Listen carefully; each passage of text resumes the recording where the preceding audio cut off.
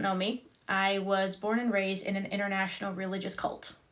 That was the first 20 years of my life, and cult abuse of all kinds, including child trafficking. So now I'm 34 years old. I escaped the cult when I was 20 years old. So 20 years of cult abuse and trafficking and every other imaginable form of abuse is a lot, and something no child should have to experience.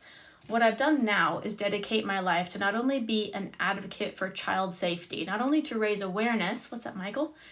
But I'm also here to expose who's really part of the solution and doing good work and people we should support and organizations that I've personally worked with, as well as the people who are pretending to be part of the solution that are actually part of the evil. Now, this is a topic that's very near and dear to my heart for all the reasons I just explained, and for many others, because just a real quick premise, child exploitation and child trafficking are very real things. They're not what the media says or QAnon or whatever funky stuff you follow. It's a real thing. And there are many organizations that are posing as if they are combating this issue, as if they are part of the solution. And I've uncovered a lot of corruption within a lot of these different organizations. I'm talking about different nonprofits. I'm talking about cults. I'm talking about, local and federal law enforcement and everything in between. What's been interesting is seeing who is actually part of the solution and who's part of the problem. Because it's actually pretty ironic who's actually doing the real work, the right work, and who's getting measurable results. So in this public service announcement, I want to not only raise your awareness about the real work being done, as well as the real problems, not just the fake ones or the band-aids, how you can help, and also what to look for. So you guys can also ask me anything. I have a lot to say, but if I see your question and I can get to it, I'll definitely will. Feel free to repost your questions in the comments. We'll make this as interactive as possible. Just know I got a lot to say. So this is my point of view, right? I'm a cult and child trafficking survivor. I survived 20 years of cult abuse, including child trafficking. Now I've dedicated my life to not only confront this issue and help people acknowledge that this is a problem we should be addressing, but also uncover the real solutions, the tangible, holistic, effective things that actually help survivors, that can actually combat this issue. So I founded a nonprofit called Digital Defenders United to focus on combating child exploitation in the digital age, because that's where the majority of this type of exploitation happens and where we can be the most effective in combating it. Most children have access to the internet, as we know, and there's a lot of unsafe things for children on the internet. So throughout this process, I'm just giving you a quick overview because I've uncovered some interesting things by a lot of organizations that are collecting millions of dollars in the name of combating child trafficking and exploitation, but who are really just making a lot of noise and maybe even getting famous, which I don't have a problem with in and of itself, except that they are exploiting the problem.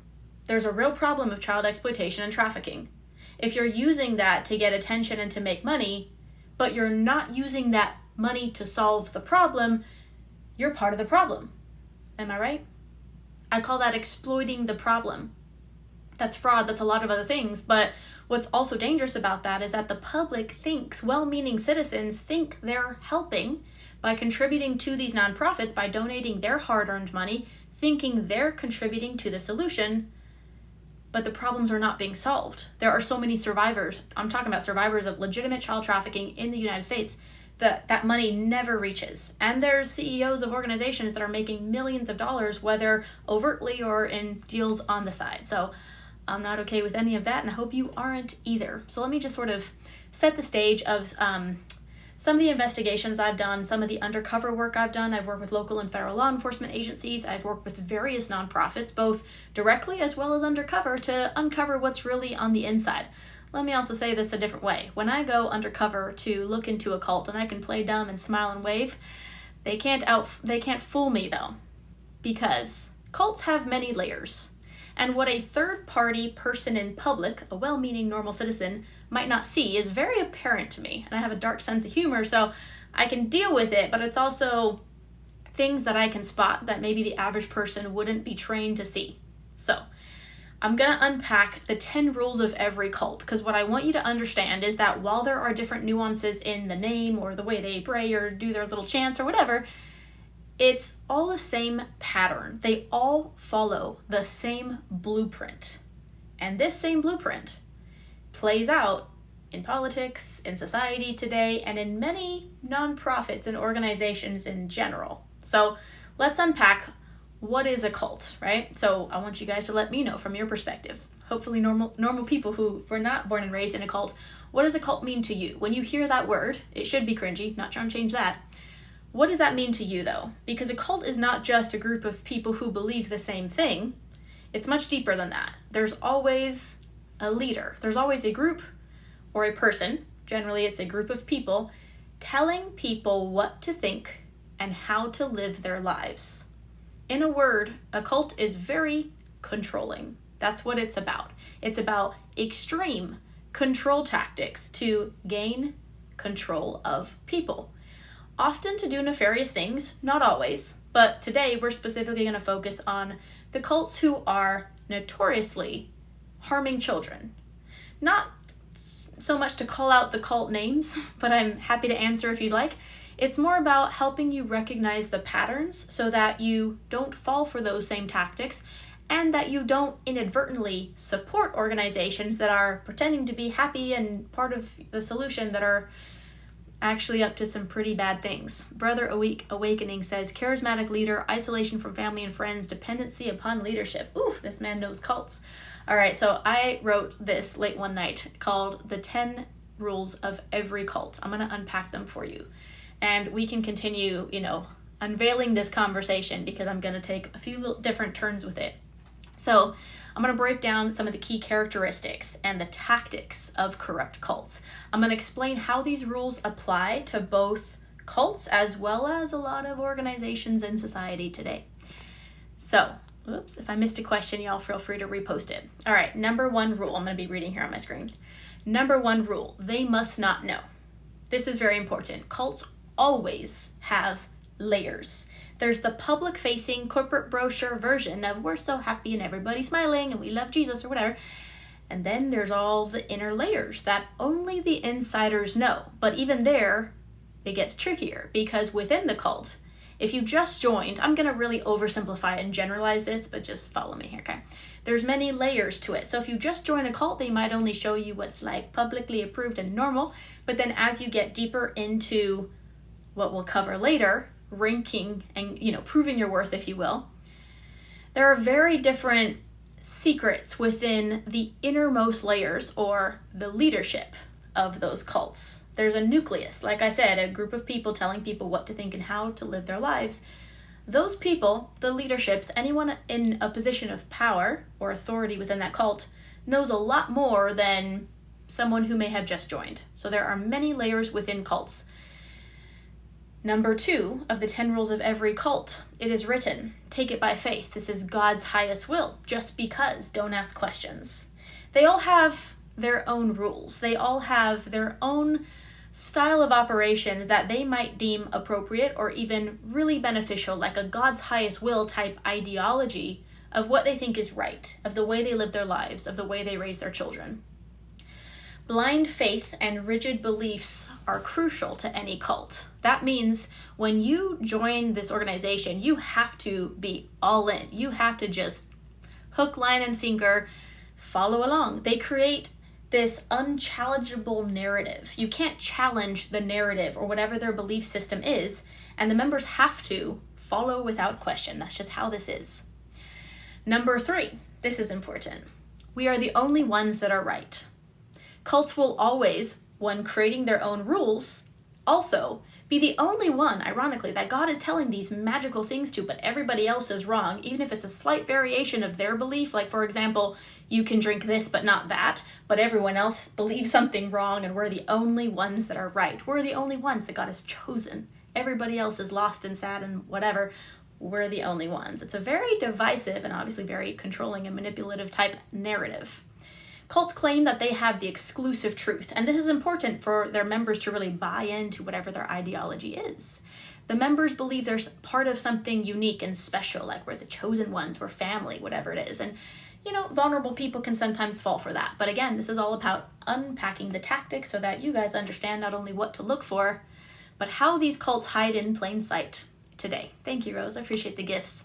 Y'all, if you're just joining us, my name is Kim Kelly. I'm the founder of Digital Defenders United. It's a nonprofit. In addition to making the internet safe for children, and I can talk a lot more about what we do later, I'm on a mission to unite the experts around truth, around solutions-oriented dialogue, real talk, not just put band-aids on problems, but actually understand the real problems and the real solutions. So appreciate y'all being here, and this is part of that discussion. So I was also born and raised in an international religious cult. It was actually a Christian cult. So you can ask me anything about that. It's a pretty terrible story, unfortunately. It was not only me, it was about 25,000 children, mostly American children, born and raised and trafficked among many other forms of abuse all around the world. So unfortunately, that was the first 20 years of my life, but fortunately, I escaped with real dark humor, and I'm here to not only tell the tale, but to help people understand the patterns that cults use, because there's always this very similar blueprint. So right now I'm unpacking the 10 rules of every cult. Number 4, so just to recap, 1 is they must not know. 2 is it is written, take it by faith, don't question it. 3, we're the only ones that are right, everyone else is wrong, but we have the exclusive truth of God, whatever. 4, we make our own rules. I know society thinks that way, but we're special and we have love, so we can allow bad things to happen to children because God says it's okay for us. We're special. They make their own rules. They bend the rules specifically to benefit leadership or anybody donating large amounts, because we'll cover this later, but finances are always their lifeblood. And often at the expense of the more vulnerable followers and the children. Now, real quick pause, something most people don't cover is children born into cults. Children like myself and around 25,000 children that I was born and raised with, we didn't join a cult. We didn't decide that we needed, a sense of community. We were born under a rock and we had no choice, right? So children born into these environments where they're not allowed access to the outside world, where they don't have music or I cannot relate to anything about your childhood. I'm not trying to make it a sad story. I'm just trying to help you understand that not only was it a very controlled environment, you can literally teach a child anything. What's up, Jay? Good to see you. Just like children are sponges and you can teach them any religion or culture or language, children will absorb anything you teach them. So a lot of people don't account for the second and even third generations of these cults where children are born into these cults and often trapped inside of there experiencing all forms of abuse. It's just a segment of our culture we don't really have space for. So, Jane, I'm sorry to hear that. Unfortunately, this is the saga of way too many people. And again, part of raising awareness is helping people understand a lot of these cults still exist today. That's not okay. So let's keep unpacking these tactics because it's part of understanding the real problems and the real solutions. So, rule number 5 of the 10 rules of every cult. This is what's best. This is God's highest will. If you were to ask, believe me, I have real dark humor and I'm just making a quick disclaimer. It's not an apology. My parents were very top leaders within this cult, which means they were very evil people. So when I laugh and smile about things, they're actually really dark. It's my chosen form of healing, just letting you know. I'm not encouraging everyone to have the same perspective. It's just, what I've chosen. The point is that we make our own rules, and this is what's best. If you asked my mother to this day, she would say, I have no regrets. I raised you in the best way possible. My mother is responsible for the abuse of tens of thousands of children. Imagine being like Ghislaine Maxwell's daughter. That's not a forgive and forget situation. Someone who not only recruited countless adults, which, they were adults, though, it's a little bit different. Someone who is responsible for the abuse of tens of thousands of children and did it in the name of God and Jesus and the Bible. Now, real quick, Christians, I want you to know that I am healed and mature enough to understand that it wasn't God and Jesus and the Bible abusing tens of thousands of us. It was people abusing power, using religion to control people, saying God said so, so you must. And that's how many people fall for these cults and organizations that welcome them in, give them a sense of community and belonging, but sometimes darker things can unravel, so we will continue unpacking those tactics. So, this is what's best, manipulating members into thinking that their choices are for the greater good, that you have to sacrifice your life and give up your children, your childhood, and everything you have, your money, etc. Because this is what God wants. This is the highest will of God. Even if those choices include exploitation, even if those choices include terribly harmful things. We all know of many cults that have had very harmful things happen to not only their members, but again, specifically to children. Children who can't consent, children who were born in or dragged into that environment and don't have safe adults to advocate for them. That's what I'm talking about. Please share this live, y'all. I hope this is helpful for you guys, and you guys can ask me anything as far as questions. I'm going to keep going through this list. Number 6 of the 10 rules for every cult is recruit. Full stop. Have to. This is a must. This is what they depend on. New members, new people coming in, not only to support, but to build out their numbers. It's also one of many reasons that a lot of cults have like a lot of wives and children in their situations, is because they want to populate the world with more of them and more money too. Absolutely. In most situations, children and attractive people are used to fundraise or make money for these cults. So, recruit. Constant recruitment ensures fresh resources and financial backing. It ensures they grow in power and influence. Number 7 of the 10 rules for every cult is that you must earn your place. If you're in a position of leadership in a cult, power in a cult, you earned your place. My mother was one of the 5 top leaders. That's not a flex. That means she qualified by doing some of the most evil, disgusting things you can't imagine. She earned her place. Every single person who is in a position of power earned their place there. Participation is not optional. The cult, demands unwavering loyalty and contributions, and those who contribute the most tend to earn the most power. I'm doing this because what is power in the sense of a cult, right? It's for people who really are lost in life, let's put it that way. So be it time or manual labor or finances or influence or just overall results, however they measure that, you earn your place if you're in leadership. Number 8 is you must support, and financial contributions are always the lifeblood of any cult, organization, etc. Now, I'm not saying that in and of itself is nefarious, right? Every nonprofit relies on financial contributions to survive. In my case, I fund my own nonprofit, but in general, these nonprofits should be doing good things with that money, right? I don't have a problem with a group relying on support from other people if they're doing good things with that support. But when we're talking about cults, or when we're talking about corrupt nonprofits, we're talking about organizations collecting millions of dollars to do what with? And it's all tax-free. Those who give the most money also have the most power. Now, this plays out in many other religious organizations and churches even. When I was talking about they often bend the rules for people who contribute the most money, it's one of the ways that these organizations can be corrupted, either by the leadership getting greedy, either by donors donating money and then requiring certain sways in their direction.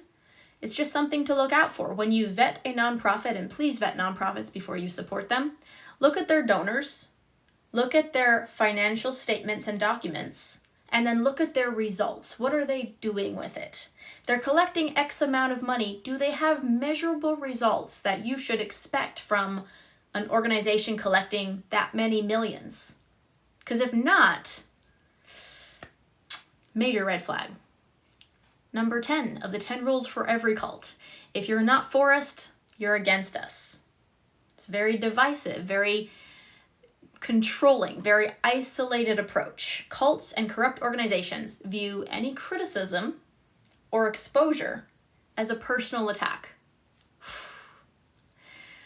They don't want to be exposed. The other way to say that is that number 1 rule of every cult is that we are not a cult. They would not accept that. Now, by the way, cult in and of itself, yeah, it's kind of a, it's a cringy word, and it should be, but it's not necessarily a nefarious word. I appreciate the gifts, y'all. Thank you. But what's interesting is that when people are scared of the truth being exposed, they obviously have something to fear, correct? Now, sometimes they'll go on a rampage, actually almost always, they'll go on a rampage against the people who are attacking them or exposing them. And they'll call them, sometimes dark humor, the most hilarious things, right? So, for example, in the cult I was born and raised with, when there were international raids, this is a whole other story I can tell in a bit, there was a series of international raids in different continents around the world. And these compounds with 150 adults were raided, the children were taken in institutions, the adults were arrested. And this cult, of course, called it, wait for it, religious persecution. They're not exposing the fact that you're abusing tens of thousands of children. No. They hate us because we love God. Dark humor, you gotta laugh with me, I hope. But here's the point. They don't want to be exposed. So, what I do today, among many other things, is I do a lot of research into different organizations because I'm really trying to find people who are legitimately part of the solution. Because here's the thing, child exploitation and trafficking are very real things, and there's a lot of people making a lot of noise and money, but I don't see a lot of these problems being addressed. I don't see a lot of these organizations collecting millions of dollars solving problems. So, while I believe in the power of awareness, and as you can see, I'm talking tonight, making sounds with your mouth doesn't cost a lot of money, am I right? So raising awareness is great. Nobody pays me to be here. I'm here because I think this is an important message. Also, it doesn't take any money at all to make some sounds with your mouth and raise awareness and share education and information. Now, there's some operating expenses that could be realistic, that could be acceptable. But I'm talking about the organizations that are collecting many, many digits, millions of dollars. And all they're doing is raising awareness, because that doesn't cost that much, right? Especially if their mission statement, if the premise is that we are combating child trafficking, we are anti-trafficking, we are supporting survivors, we're building safe houses for survivors. If you're marketing these tangible projects and people are contributing money for this tangible outcome, but instead you're just making sounds with your mouth, to me that's corruption. That's also the nicest word I can use for that. It's fraud and a few other things. So it's concerning that a lot of these organizations operate and that, unfortunately, well-meaning people who are just busy with their lives don't really take the time to research, or maybe they just don't know what patterns to recognize, how to identify who's really corrupt and who's really part of the solution. So there's many, many nonprofits. Did you guys know? Let's actually start here. This is one of many interesting things we'll unpack tonight. Here's my perspective. If even half of the nonprofits that exist today in the United States were effective, we would not have all the problems that we have. Pop quiz, how many nonprofits exist today in the United States alone? Post it in the comments. How many registered nonprofits do you think are in existence in the United States today? What if I told you it was more than 1.8 million? According to the National Center for Charitable Statistics and General Nonprofit Statistics, 1.8 million registered nonprofits in the United States alone. For data experts, real quick, break that down per capita, who's registering also, okay? But also, if half of those nonprofits were effective, let's say if 500,000 of those nonprofits were effective, if less than a third of those nonprofits were effective, would we still have homeless people and poverty and child trafficking and child exploitation and all these problems that we have in the United States? 1.8 million registered nonprofits. In 2024, there were approximately 340,000 religious, 255,000 educational, 154,000 human services, 129 arts and culture, and 64.5 thousand public society benefit nonprofits. I'm really going to simplify this data because I could get real nerdy about it, but just ask yourself, what does that even mean? The amount of money going through these nonprofits? Here's one for you. The total revenue of nonprofits has grown from a little more than 1 trillion with a T, 1 trillion to about 3 trillion just since 2020. In the last 4 years, the total revenue of nonprofits has grown from around 1 trillion to around 3 trillion. It's tripled. Have these problems been solved? Have we made a dent? Have we seen a change? What are the measurable results? And that, among many other reasons, is why I have a problem with corrupt organizations, and why I'm here to tell people who, thankfully, were not born and raised in a cult, what to look for, because these patterns are consistent with almost every, if not every, corrupt organization. So we covered the 10 rules for every cult. Let's focus now on the financial misappropriation, because this is really the crux of the matter, right? Most corruption, oversimplified, most corruption is a follow the money situation, right? It's for money. People do bad things to make money, maybe get greedy, whatever it is. But let's talk about how corrupt nonprofits get away with financial misappropriation. I'm going to teach you some tricks and some things to look for. So there are different rating softwares like Charity Navigator, GuideStar, etc. that rate nonprofits. These are third-party public websites where you can go and look up nonprofits and see their rating. Now, these websites rate the nonprofits based on how they spend their money. Remember that. So if an organization spends more than, I think it's 30% on operating expenses and salaries, it lowers their ranking, for example. If they're not spending the majority of their money on the actual mission, it lowers their ranking, for example. So let's talk about how some of these nonprofits that I've personally worked with and even been undercover working with can get around that in order to manipulate the public to get a 5-star rating or whatever it is, that they look real shiny and pretty, but not that effective when it comes to solving problems. So there are different, I'm going to summarize this, and again, it's a whole thing. There's different ways to categorize your expenses. So let's pretend that we're using this on fundraising. This amount of money is being used on fundraising campaigns, but instead of calling it fundraising, we're going to call it program services or something that qualifies as a legitimate expense that doesn't decrease your ranking. So simply by recategorizing the way you categorize expenses, it will increase your ranking. Change nothing else, just recategorize it, and it looks pretty. I want you guys to be aware of these, because while I'm not against these rating softwares at all, I'm just letting you know a lot of nonprofits, the corrupt ones, know how to get around those types of audits, if you will. And it's interesting. So another thing to look for when you vet nonprofits or any organization before you support them is how transparent they are about their financials. If you're a nonprofit, you're not a company that someone owns, you have to disclose your financial information. It should be very transparent and organized on your website. It should be publicly available that people can look at your 990 statements, your financial statements, and see how much money you generated, the amount of salaries that were paid, in other words, the money coming in, where it went, and how it was spent. If an organization doesn't have their finances readily available, or if they're missing like gaps in years or things like that, that's a red flag. Now, just so you know, my nonprofit was founded in June? Yes, June of this year. So we haven't filed our financial statements yet.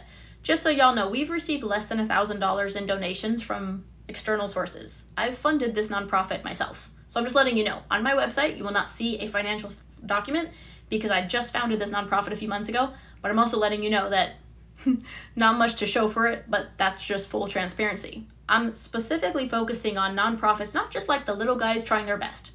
I'm talking about the organizations collecting millions of dollars, especially the ones that have been around for years or a significant amount of time, that have the resources, they have the means, and they're claiming to do very specific things. They're claiming to combat very specific issues. And instead, they're just not solving those problems. Got a problem with that, right? These are real problems. These are not things we just make money and get famous off of. Especially because well-meaning people support these organizations and think the problem is being solved. And the victims, the children, are left without hope, without help. It's not how this is supposed to work. In my opinion, this is a very deeply held belief of mine. Let me know if you disagree. In my opinion, if you are making money off a problem, but you're not solving the problem, that's called exploiting the problem. And I believe that makes you part of the problem.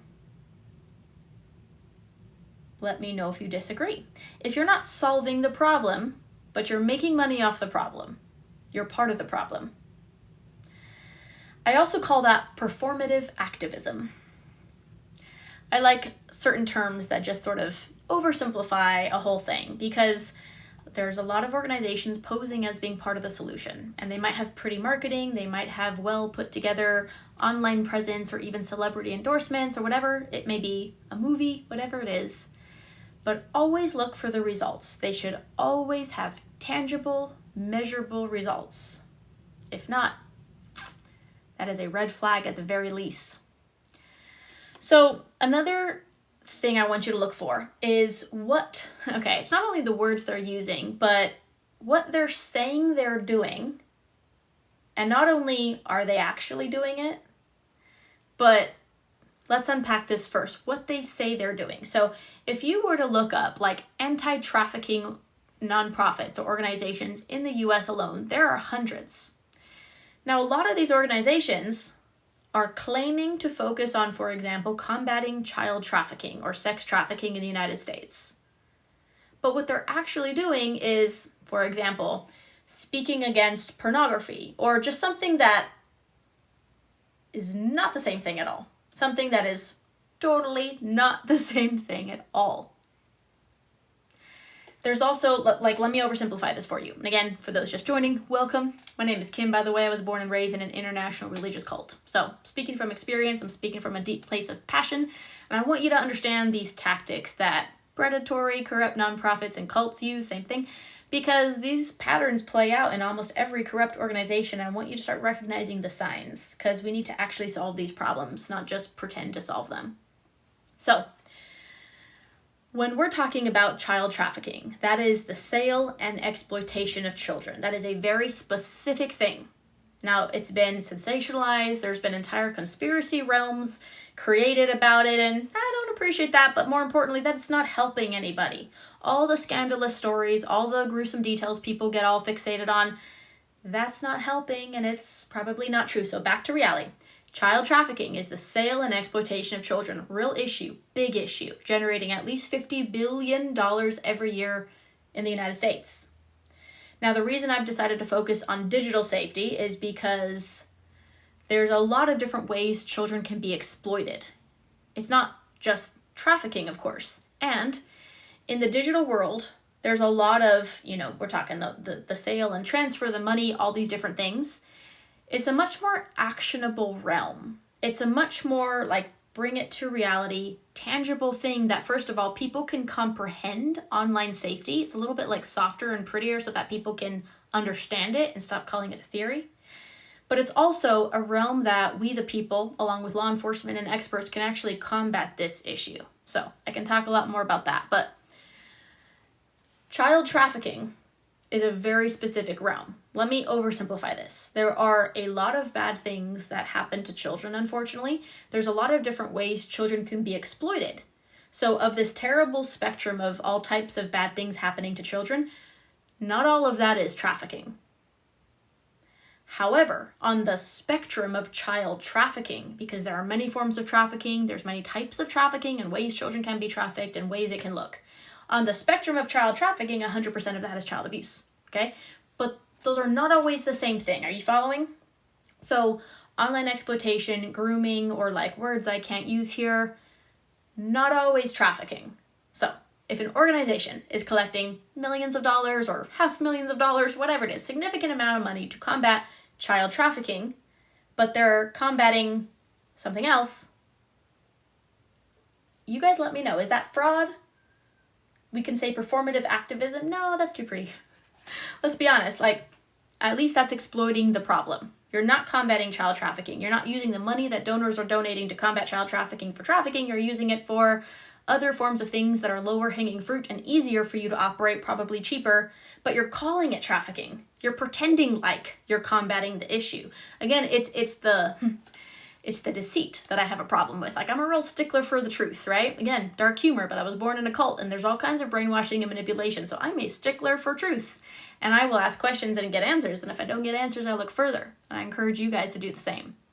But well-meaning people don't always understand all the nuances, all the differences when it comes to all these crazy things and how people can manipulate them. Again, my problem is that trafficking is a real issue. If you're pretending to combat it, you're making money to combat it, but you're not combating it. First of all, you're a terrible human being, but also the real issue is not being addressed. There are not solutions being created for this very real issue. So I think you're part of the problem.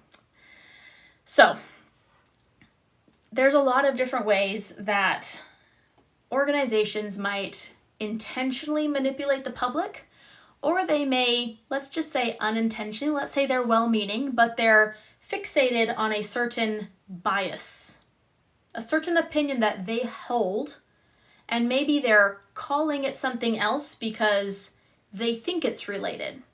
But that's why we need the real experts to be involved in these conversations, because while I have a lot of gratitude and respect for well-meaning people who come into the fight, read a book about it, and, go full force in something that they're told is the problem, if you don't really understand the problem, you're probably not going to build a tangible solution, right? Now, if you're greedy and corrupt, you're going to make a lot of money pretending to solve the problem, and that's a different story. But I'm talking about the well-meaning people that are actually trying, but they're misdirected perhaps because they might not understand all the nuances, the real problem, the real layers of what it is. So I'm going to give you a specific example, okay?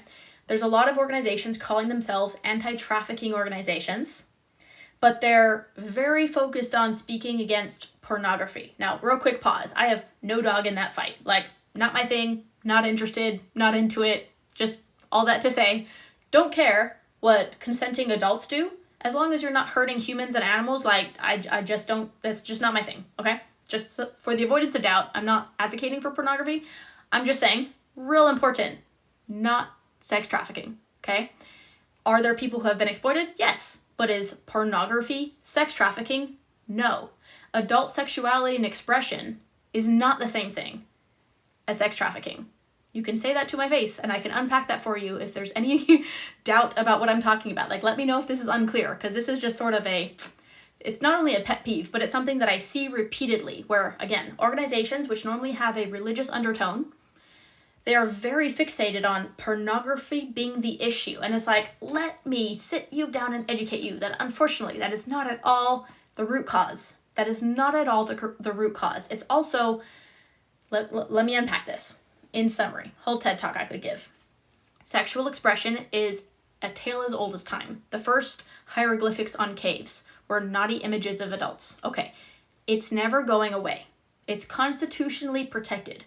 Let's just accept that pornography is never going away. Even if you were to ban it or make it illegal, would it go away? No. The people who want it will get it. Real quick, if you banned it, would it make it safer? If you took away the biggest players in the spaces that could be regulated, where would the demand go?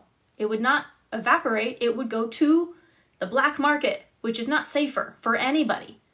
So if you want to talk about trafficking and exploitation, you will create that if you take it away from the public light and you put it into the shadows where it's even more stigmatized and, untouched. So this is a lot of layers, but the point here is that if you're calling this issue, not only is that confusing for people, not only does it misdirect the focus from the real issue, it misdirects the solutions from the real issue. So a lot of these organizations that call themselves anti-trafficking, but they're really anti-porn, which is fine, but that's a totally separate issue, they think that the solution to end sex trafficking is to end pornography, which, doesn't make any sense logically, but let's unpack that. If you were to make, okay, let's be cute. Did that work for, drugs, another thing I can't say here? No, it just makes it not regulated in the public space, but it's not going to go away, okay? It's going to make it more dangerous for people. So, all that to say, if they have a bias about what they think the problem is, but they don't fully understand the problem, they could be well-intentioned people, but misdirecting people from the real problem and the real solutions. That moves people away from solving this issue. Oh, Zoe, yes ma'am. Same fight in abortion. Okay, again, I'm not here to bring up all these other topics. I'm saying not the same thing at all. Not the same thing. We could talk about a completely different subject and that's fine, but don't call this this. We are not even comparing apples to oranges. We are comparing French fries to watermelon. When we make these jumps, these leaps and bounds into unrelated topics that don't make sense. Okay, that's a whole soapbox. I'm going to move on. But yes. Another way of saying, okay, so I actually, on my YouTube channel, I interviewed this really interesting woman, Dr. Nicole Prouse. She's a UCLA researcher, public researcher, neuroscientist, psychologist, really cool woman. She studied adult sexual expression. All that to say, she's studied pornography within her research, not exclusively, but like as well as other things. And she's published, her and other researchers have published a lot of studies about this. She published studies, objective, like here are the results of what we found in this study, and here's how it affects the brain and the human behavior and whatever. A lot of these anti-trafficking, anti-porn organizations came after her with death threats. First of all, whoa, tell me you're biased without telling me you're biased, but also, okay? We had this whole conversation, and you should watch it on YouTube. It was really interesting. It's about an hour long. But we talked about what is the real root cause, because in science, they don't blend trafficking and pornography. Like, they understand that's very different. That's not at all considered the same thing. There's also a term in science where correlation does not equal causation. Just because you could correlate, well, it's sexual behavior, and if people watch this, then they could do that, and they could do that. That's not based on science, though. That's not causation. Just because you can make a correlation does not mean that this caused that. So the short version is that in their research, they didn't find directly related harmful effects. It was more about, well, if someone has a addictive behavior, if they have a lack of discipline, then they could overdo something, and that could be bad. If you drink too much water, it could drown you. Like, yes, that's a problem. It's not the water that's the problem. The analogy I made is like, if we were to make spoons illegal, it's not that less people would eat junk food. The spoon is not the problem. The cake on the spoon is not the problem.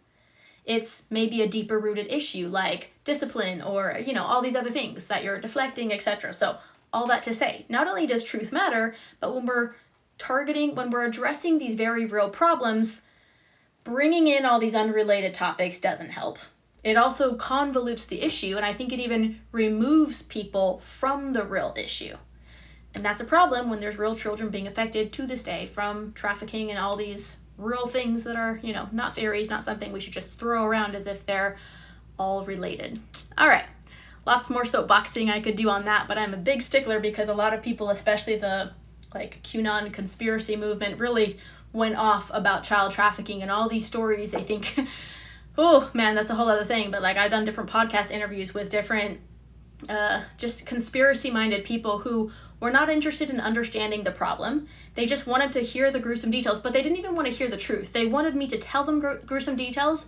They wanted to confirm their bias. And it's very disturbing because, first of all, what is wrong with you? I'm never going to give you the satisfaction of gruesome details, but also, why are you fixated on that and not solutions? So let me just, real quick PSA, because there's a lot of grown-ass adults these days that are not comfortable talking about trafficking.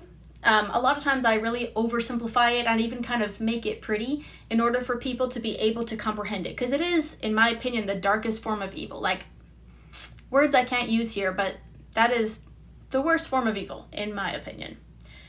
Now then, here's the good news. If you're not evil or psychotic, you cannot comprehend the mind of someone who is evil and psychotic enough to abuse children. Okay, so first of all, congratulations that you cannot comprehend this. You're not supposed to. It doesn't make sense. It's not okay.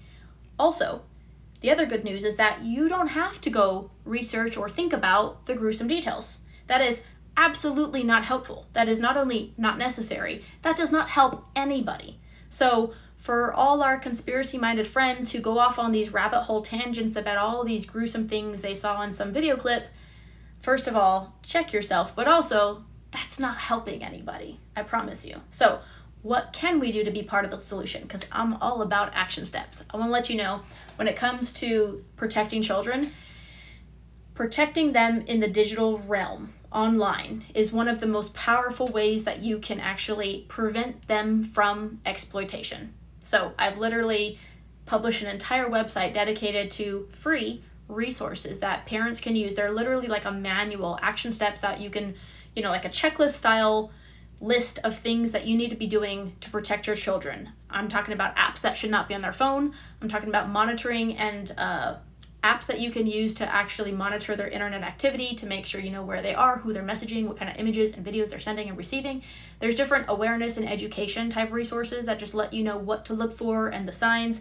There's tips and strategies about how to communicate with your children. So action, unfortunately, the solutions don't always get the same type of interest as the gruesome details, but I would highly encourage you to go look those up and please implement them. Just realize that this is free information that I'm begging you to implement because I've seen too much, and I'm asking you to protect your children at home. It starts with you as the parent, the caretaker, the guardian, whatever role you play. We all have a responsibility to protect the innocent, and of course, the children that are closest to us, we can have the most impact on. So please implement those things. If you guys have any questions about it, I'm happy to answer those. I can also keep going because I got a lot more to say about corrupt nonprofits and cults. So any questions before I move on? I can also give a real quick recap because we've already covered a lot of things tonight. But for those who don't know, I've spent a lot of time working with different organizations, nonprofits, as well as local and federal law enforcement, as well as different organizations that either claim to do good things or are actually doing good things.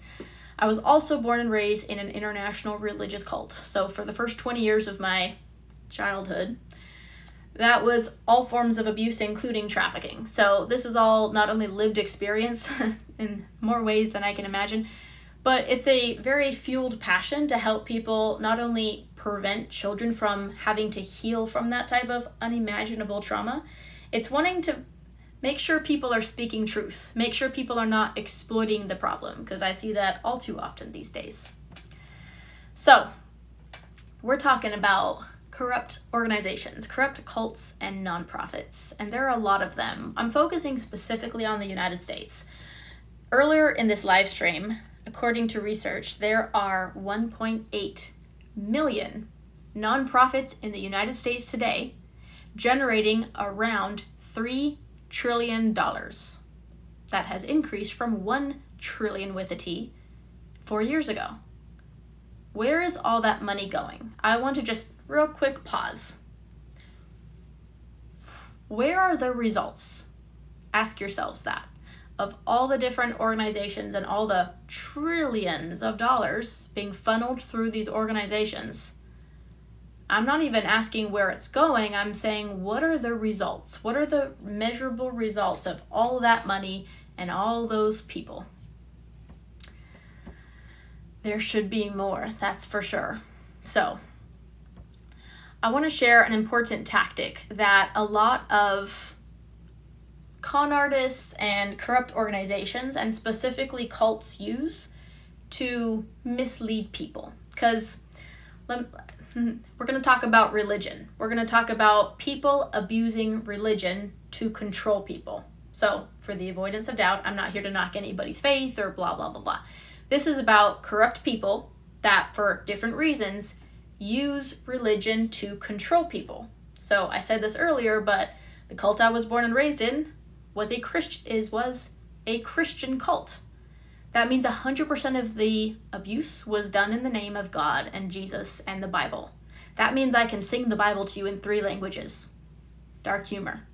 That means 100% of the people abusing around 25,000 of us children called themselves Christians and did it because Jesus loved us. I hope that turns your stomach, and I hope it pisses you off, especially if you're Christian, but just realize I'm not here to say it was God and Jesus in the Bible abusing 25,000 children. I'm here to make you aware that there are people in positions of power using religion to manipulate people. They are abusing that power to control people. Okay? Work with me here. So, using faith to deceive can be a very effective tactic, because I'm going to unpack the different layers of this. Often, religious people are very well-meaning and they're very accepting of other like-minded people. So that means just because someone sings and prays the same way they pray, they're like, hey, yay, you're family. Okay, so there's nothing inherently wrong with that, but con artists and corrupt nonprofits and groups and people and politicians use that against you. I'm just letting you know that just because they say, yay, God and Jesus, does not mean they're doing what Jesus or the Bible or whatever it is said to do. D says it happens all too often, was at one for years without knowing what was going on. Evil. Oof, yep. That's why I'm speaking about this, because it's still happening today. If this was a has-been topic, I would never talk about it again. I'm only here because I don't see a lot of people speaking up about this stuff. I see a lot of people afraid to talk about this. But you know what's interesting, because we're talking about Christians, I see a lot of Christians specifically that are afraid to talk about protecting children, that are afraid to call out corruption. And here's the one that I'm definitely not okay with. They won't call out child predators when predators are identified in their communities, congregations. That's not okay. Thank you, Joan. I'm thriving. Thank you. Actually, thriving and smiling is actually the biggest middle finger you can give to your abuser. But I promise you it's an authentic smile. I'm actually the happiest person I know. But I'm also sane, maybe, because I fight back. I don't think I could sleep well at night if I was just like, pretending like this would all go away if I did this, right? I think there's no excuse not to do something to be part of the solution. But also, it shouldn't have to be me, right? I'm willing to be here. I wasn't for a long time, but I am now. But it shouldn't have to be me. I shouldn't have to be the one talking about this. I'd love to see Christians showing up like, if God be for us, who can be against us? And greater is he that is in you than he that is in the world. I'm not here to preach the Bible to you. Just letting you know. I don't consider myself a Christian because neither did Jesus. Because I don't see a lot of Christians showing up with that kind of empowerment and leading by example, specifically in my view of the world, where I'm very focused on child safety. I don't see Christians at the forefront of that fight. Do you? Now let me ask you this, because I ask every audience this every time I'm live or speaking to an audience. I want you guys to let me know in the comments, if you go to church, if you're part of a faith-based community of whatever type of religion denomination, is your church, preacher, pastor, leader, people, talking about protecting children? Are they speaking against child trafficking? Just yes or no in the comments. I want you guys to know that I've asked this question to crowds of hundreds and thousands of people, and I have never once gotten more than once. I got 3 people saying yes, once. Every other time, I've gotten 2 people at most. Let me know. I don't like being right about this, but I like showing people, especially Christians that are like, if we saw you showing up like Jesus would, if he saw somebody offending one of these little ones. Welcome, Coco. So this is the whole conversation. I'm going to give you a quick recap. I was born and raised in an international religious cult. I escaped when I was 20 years old. Fast forward, I'm 34 now. I've dedicated my life to not only raise awareness and expose the corruption and the real issues, but also solve real problems and bring experts together. So I founded a nonprofit. It's called Digital Defenders United. I've worked with lots of different organizations, as well as local and federal law enforcement, tech giants, and I'm on this whole mission to make the internet safer for children, because that's how we can solve child exploitation in this day and age. That's a whole thing I'd love to talk about. But in this particular conversation, we're talking about community action. And the lead up to this, we were talking about the patterns of cults, how cults manipulate people. We went on all these different paths, but we're also talking about how people use religion to control people. And I was saying, unfortunately, the cult I was born and raised in was a Christian cult. That means 100% of the bad guys were Christians. And well-meaning people will say, I'm so sorry that happened to you, but those weren't real Christians. And I'll say, okay, cool story, but where are the real Christians? Where are the people who are showing up like Jesus said to show up? Pop quiz. Oh, because the question I asked, I'm all over the place. The question I asked is, if you go to church, if you're part of a faith-based community, is your preacher, pastor, person, church talking about protecting children? Are they speaking against trafficking? Because my premise was that I see a lot of Christians very afraid, and that's definitely not how that's supposed to work. Because God hath not given us a spirit of fear, but of power and of love and of a sound mind. So if you see Christians who are afraid, fear is not of God. Am I right? But here's the focus. I don't see Christians leading by example. And I'm not here to knock on Christians, but I am here to call them to action. Because here's the thing. I said just now, I'm not a Christian. I do believe, I know for sure, there's good and evil, there's a spiritual realm. Like, you can't convince me because I have overcome that darkness, okay? Now, Jesus was not a Christian. Also, there are two things in the Bible. There were 2 times when Jesus got really gangster in the Bible. Just so you know, I have a real dark humor, but I was also born and raised on the Bible, so I can sing it to you in 3 languages. Cult joke. Work with me here. There were 2 times in the Bible where Jesus got real gangster.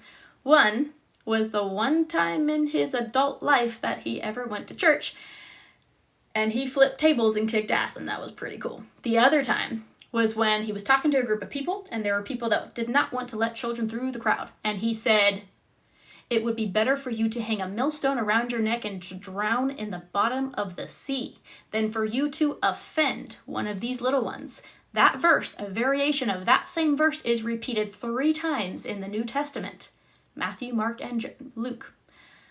Jesus did not mince words. Now let's unpack that real quick.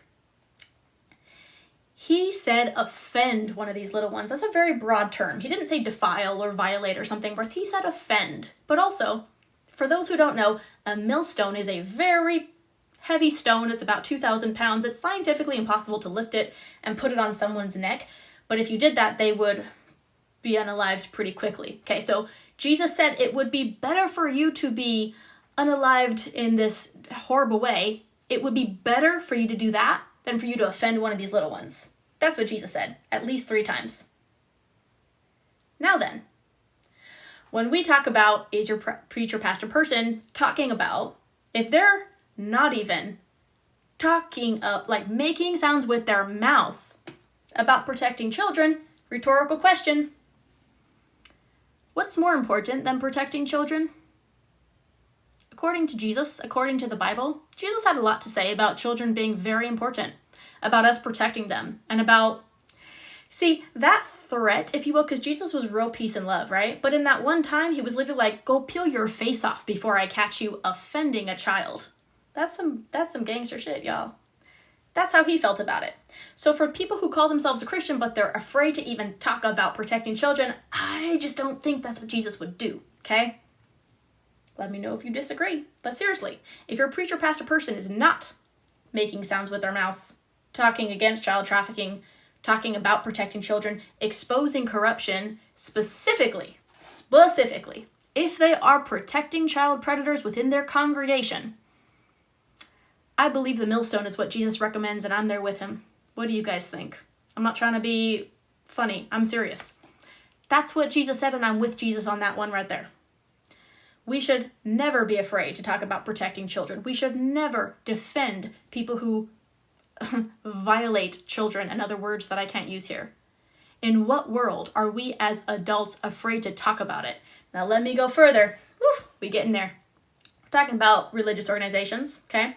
We're talking about different forms of community action and how we can be part of the solution. But I didn't ask. I was about to go there, so I'm glad you did. They said all government, it doesn't work if it just makes your life hell to live, okay? I'm going to the government. Here's the thing. We all have a responsibility to protect children, us all as adults, but specifically people in positions of power and authority, especially if you are a public service official. If you are a elected or unelected politician, your job is to protect and serve. Am I right? So, tell me to my face. Here's another rhetorical question. This one's pretty sad. Which politicians have you guys heard talking about child trafficking? You can name them or you can tell me how many. I've overthought this. I'll wait. How many politicians have you heard making sounds with their mouth, speaking against child trafficking, creating a plan of action, pretending to care, like anything, just talking about it? How many? I've overthought this, and it's disgusting. Other words I could use, but like, how is that okay? How, in God's name, are we making excuses for these people because what? They're scared? Because as you can imagine, I've talked about this and they're like, oh, but he tried. Oh, but he's scared. Oh, he's scared.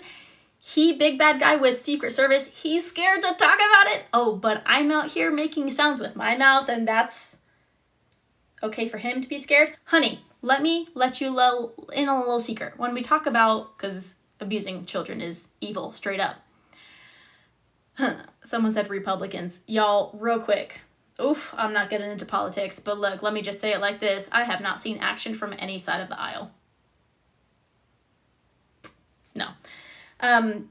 Yeah, so, okay, let's wrap that one up about politicians. Less than 10 politicians of like the hundreds that we sponsor with our tax dollars have made sounds with their mouth talking about child trafficking. Is that acceptable? No. Let me ask you guys another question. Why has the topic of child trafficking never been mentioned on a presidential debate stage? Not even by the people you're saying in the comments. Why has it never been mentioned? Child trafficking. The sale and exploitation of children. Let me unpack that. Let me say that in an honest way. Because look, for y'all, I'm just going to this is not a political discussion, but look, I look at politics like pro wrestling. And I encourage you to do the same. I'm an American child. I was born and raised in third world countries. Trafficking was one of the many forms of abuse that I suffered for for the first 20 years of my childhood. Dark humor, thankfully. But here's the point. Most kids don't survive. Here's the real point. I don't see politicians even pretending to care. And that's interesting to me because why wouldn't they at least pretend to care?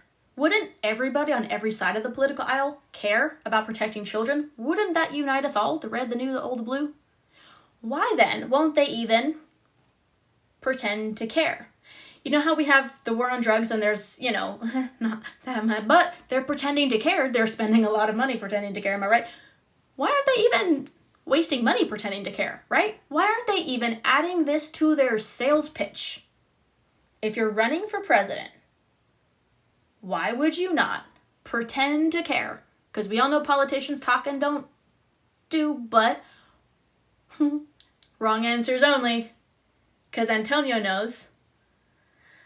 All of these rhetorical questions are meant to help you unpack the logic for yourself. Because I'm not here to tell you what to think. I'm here to help you face reality, or at least spoon feed some to you. Because look, again, dark humor. We gotta laugh because what else do we do about this? But awareness is just step one. Most people in our country, most grown-ass adults, do not want to be aware. However, awareness is just step one. Step two is taking action. Now, if all we do is say, oh, no, this is too dark and gross, I can't even think about it, it's too much for me to handle, yuck. Here's the thing, sweetie pie. Grown-ass adults don't get to use fear. Pause. They don't get to use the excuse of being too scared to think about the gruesome things that children are experiencing on a daily basis. They don't get to use fear of thinking about bad things as an excuse to hold them back from getting involved. Am I right? Children are allowed to be afraid of the dark. Children who can't advocate for themselves, who don't have a strong adult, like I was one of them, I understand. Every child deserves that strong adult. Every child deserves that solution, that hero, if you will. Now, I didn't have that. We were never rescued. We were never part of the statistics you'll never read. But I'm here to pay it forward, and I'm also here to wake people up, because you can't call this a theory to my face. But also, I'm not here to get you off on conspiracy theories, because that is not at all part of the solution. I actually think that's part of the problem. I'm here to be a voice for the voiceless because they deserve it. And also because I have a way with words, and if I can just spoon people the truth where they can chew on it and assimilate it, maybe they'll go to step two, which is taking action. So awareness is just acknowledging this is a problem. This is not okay. And then step two, once we understand the problem, then we can craft our solutions appropriately to actually be effective. I appreciate you guys not only for listening and for being here, but for absorbing this message because it matters. It really, really matters. And there's not a lot of people that are willing to face this head on. But let me tell you a little secret about darkness and light. I'm going to oversimplify this, but this is some deep stuff, so buckle in. Ready? For those who don't know, I was born and raised in a religious cult. For those who don't know, okay, so trafficking was one of the many forms of abuse, but we're talking daily cult abuse, okay? For those who don't know, the average lifespan of a child being trafficked is 7 years. And many children don't survive. and this is not a game to me. And as much as I laugh and smile because it's the biggest middle finger I can give to my abusers, I take this very seriously. And also, if petite, smiley little me and this little light of mine can be out here eradicating darkness, then hopefully I can motivate some people to stop using fear of the darkness as an excuse to hold them back. Because let me tell you something about darkness. I appreciate you guys saying I'm so sorry you went through all that, and yeah, I really do. Like, that's very sweet of you, but just know that darkness is a weak, pathetic little coward. I want you to really absorb this. I'm not trying to be tough. I'm here to tell you the truth. 100% of the time, a person who would abuse a child is a weak, pathetic coward. You will never find a strong man or woman abusing a child. Prove me wrong.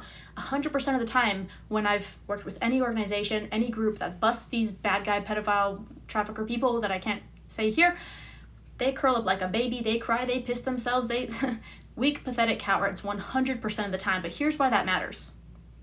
Because a lot of people are standing in the corner being afraid of the dark. But here's the thing about darkness, or evil, or whatever. I'm just oversimplifying it. Darkness is simply the absence of light. You can create an environment where darkness can exist and even thrive, and believe me, it is thriving in our modern day. But the minute you let in any light at all, that darkness does not have power.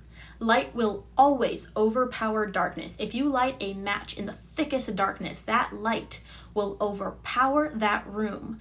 Darkness cannot touch it. It has no power over that little tiny match. So this little light of mine is here to ignite the world, because if we all stood together, not only with our light, but together with our power, we could overpower this darkness. That's what this is about, my friends. The good news is, not only is evil a weak, pathetic little coward, light will always overpower the darkness. And I know it will not be all of us, unfortunately. However, just like the Revolutionary War was won with 2% of America, we only need a few little but powerful lights. We need a few matches. Now, ideally, we'll get a bonfire going because we need it. But in the meantime, with all the love in my heart and with the biggest smile on my face, if I not only survived and escaped myself from trafficking after 20 years of can't call it a childhood, but existence in a religious cult where trafficking was one of the many forms of abuse we experienced every single day, and there was about 25,000 of us children all over the world. If I'm choosing to do this today with all the love in my heart, what's your excuse? I'm not asking you to dedicate your life. I'm not asking you to get off your couch. I'm not asking you to risk your life. I'm not asking you to put yourself in harm's way. I'm asking you to do something. I'm asking you not to ignore this. I'm asking you not to pretend like it'll go away and not to be scared of the dark. Because here's the thing. Children can be scared of the dark. We get to turn on the lights. That's how this works. So, especially if you subscribe to a religious belief, especially if it's something similar to Christianity, because there's a lot of little convolutes of that. If God be for us, who can be against us? I want to see Christians who show up like that. If I saw Christians showing up like, greater is he that is in you than he that is in the world, and if God be for us, who can be against us? And behold, I give unto you power to tread on serpents and scorpions, and nothing shall by any means hurt you. Show me those Christians. That's my soapbox. The long story short for anyone just joining us is that I was born and raised in a Christian cult, and I can sing the Bible to you in 3 languages. I keep saying that because it's a funny cult joke, but it's true. Also, I know the Bible more than most Christians. But what's interesting is seeing these days who is part of the solution, because, the tangent that got us here was that I was talking about tactics cults and corrupt nonprofits use to manipulate people to give them a false sense of what they're doing and make it pretty, but they're actually doing a lot of corrupt things within the layers. However, I'm not here to ask for your money. The real Genesis, I'm asking you to do something, though. Lots of action steps on the website that link in the bio. But I promise you, all of us can do something to be part of the solution. I'm asking you to make it count. And I appreciate you guys being here, because awareness is the first step to action. So, all that to say, we were talking about religion being used, or misused rather, to control people. And we're talking about how effective that can be when a politician or a nonprofit or someone pretending to be a good guy says, "Yay, God," and everyone's like, "Oh, he's a good Christian, so we should all yay because he's a good Christian." I'm asking you to look further. I don't care what they call themselves. I'm asking you to vet their results. Look at what they're actually doing. Are they walking the walk? Are they actually doing what they're doing? And for God's sake, if they're collecting millions of dollars in the name of combating a specific issue like child trafficking or something like that, make sure they're actually combating it and, getting measurable results, not just talking about it, because talking is free. I'm here to talk about it, that's fine. But what are they doing with the millions of dollars? That's what I want you to ask, and don't stop until you get answers, or just, find a different nonprofit to support that's actually getting results, because they're out there. Now, let me say this. I've worked with many different organizations over the last few years. I've donated to some. I've worked on the inside of some. I've gone undercover to look inside and infiltrate even some of these cults and organizations. And the inside joke and the dark humor is that because I was born and raised in a cult, you can't out-manipulate me. So, you can try to gaslight and lie and all that kind of stuff. But did not work. But also, I take pride in bringing down corrupt individuals who are exploiting the problem, because I believe they're part of the problem. And it's ironic that petite, smiley little female me can actually identify a lot of these patterns and things, and in conjunction with law enforcement, I've assisted in many investigations where we've uncovered a lot of layers of corruption. Normally, these layers lead to more layers and groups and offshoots, but in almost every single case, the exact same pattern is followed, and there's always this person or group of people that are presenting the corporate brochure version of "we do good things, yay," and often, bringing it all the way back, a lot of times they use the yay God tactic to get well-meaning people say, well, he's a man of God. But is he really? All right, we'll move on. So, religious manipulation is one of many tactics predators use to manipulate people, and I just want you to not only be aware of it, but to recognize the patterns, because, especially if you're a person of faith, that ain't cool. But also, don't fall for it, right? Just because they're sitting next to you in the same building, praying to the same God, or singing the same songs, does not mean they're safe for children. Did you know that many of these religious organizations, churches, etc., are rampant with child predators? I'm obviously not saying every single one, but I'm also saying statistically, there are more predators. Wait, let me back up. Statistically, predators in religious communities have more victims and younger victims compared to secular environments. Did you also know that in studies they've done with convicted child predators, something like 96%, but the majority of these convicted child predators considered themselves religious? That's not surprising to me or to many of us, but it's very surprising to religious people, because they're like, what? No, not. But he said he loved Jesus. Let me tell you something about con artists. They will say whatever they need to say to get you to believe them. And relating to your God, Jesus songs and whatever is a great way to get people to be like, what a great man. Welcome to our church.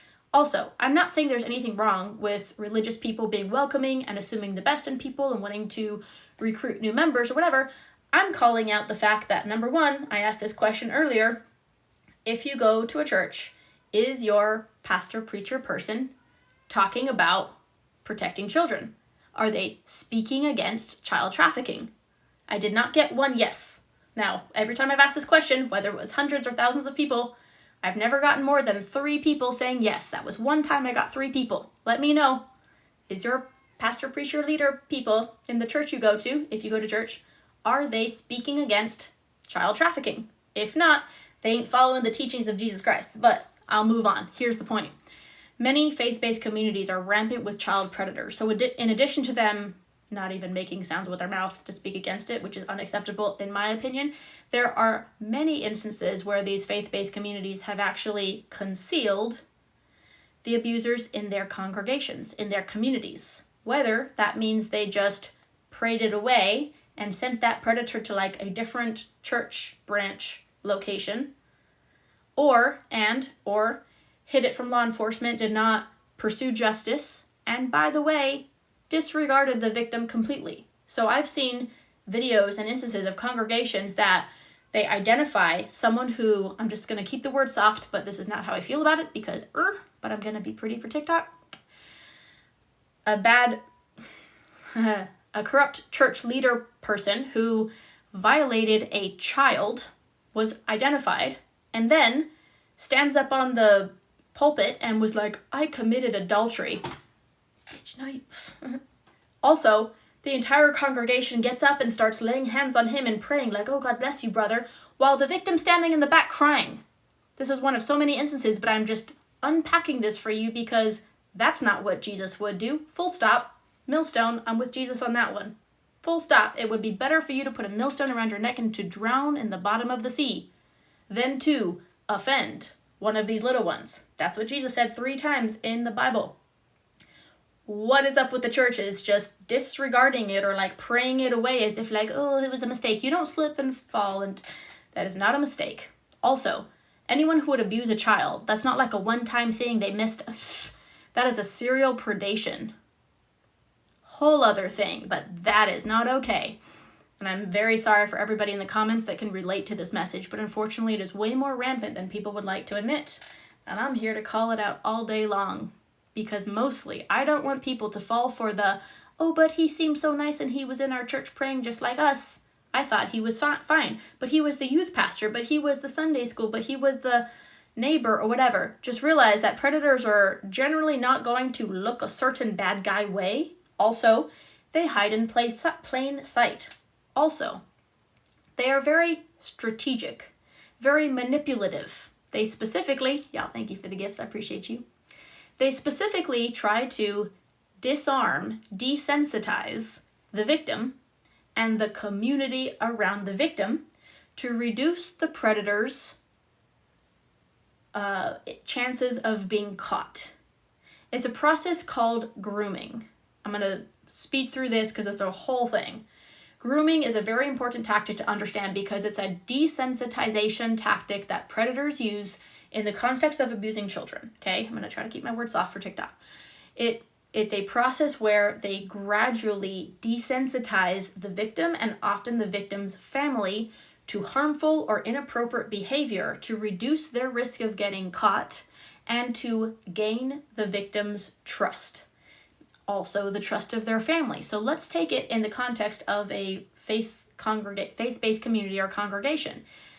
A strategic predator will be clapping their hands and singing to all the yay God things just like you, and they're going to make friends with you, and they might offer to babysit for free or want to be the youth pastor or some other form of getting direct access to children. I'm not saying all these people. I'm saying if they are a predator, they will want to sign up for that type of job and probably be way too excited to do it. I'm making you aware of these tactics because my hope is that I can help prevent more children from experiencing this type of abuse and having to heal from the unimaginable trauma that I would not wish on any child. Ginger, I'm so sorry. She says he was my babysitter. Unfortunately, over 90% of the time, according to statistics, which are generally not accurate in this case, but okay, normally, people who hurt children are someone the child knows. It's someone the family is supposed to be able to trust. It's a friend or a family member. Whether it's trafficking or abuse. Did you guys know that the way trafficking is, long story short, in the United States, kidnapping is not the main way that this happens. It's familial trafficking. The number one way that kids are trafficked in the United States are by family members trafficking their own children. That could be parents, that could be aunties and uncles or whatever. But it's generally someone the child knows. Is that Bats and Belfry? Trust your gut feelings, listen to your body. Absolutely. Let me expand on that because yes, and monitor your child's behavior. I'm not saying it's the child's responsibility to protect themselves. I'm saying it's your responsibility to protect the children, but I'm also saying monitor your child. Not only make sure you know who's around them and who has access to them, please, step one, but also if your child just kind of pulls away or doesn't want to hug them or does this kind of thing when someone comes around, I don't care if it's your uncle or your daddy, don't make them hug that person. Why? There's something in the child's body telling them no. The child probably can't explain it to you as clearly as you would like them to explain it, but I'm letting you know. If there's something there, do not ask your child to hug them or make the child sit on their lap or whatever.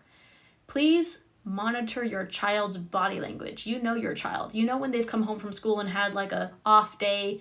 You know when something's off. Monitor their body language around adults. They don't know better. They're not going to be able to explain why they feel ick around this person, but I don't care if they're your neighbor or your family member. I'm saying, please be aware of everybody who has access to your child. Please don't assume that just because they're related to you or in the same church congregation singing the same way you sing, that they're necessarily safe for children. Very important. And I appreciate you guys listening because this really matters. Another thing to segue on this, almost every time, okay, so when we're talking about different ways children can be trafficked, there's a whole spectrum of ways, okay? For example, I was born and raised in an international religious cult, like from day one, okay? So it's not like I was kidnapped or stolen or whatever. There are many different instances. And in the majority of cases, with the survivors I've worked with the cases I work today, often, if not in every single case that I've observed, there's a same pattern where earlier in the child's life, there was some form of abuse. I'm going to use that word sparingly for this platform. There was something that happened that the child tried to tell someone about, tried to report. And real quick pause. A child being a child and unable to explain exactly what happened or how they feel about it or what happened, if they were disregarded, and that's the pattern in every one of these cases I've been involved with. Something happened to the child that was inappropriate. They tried to report it to someone and they were disregarded. And the child withdrew, they internalized, the bad things continued and got worse. And later on in the child's life, a lot more, much worse things happened. When your child tries to tell you something, please listen. Please understand that they may not be able to express what's happening. They may not understand it. Like Hannah's saying, teach your children the correct terminology for their bodies. Teach them to communicate. Show them you will listen. Full stop. I know that's patience. I know that means a bunch of questions. I know, but it's important.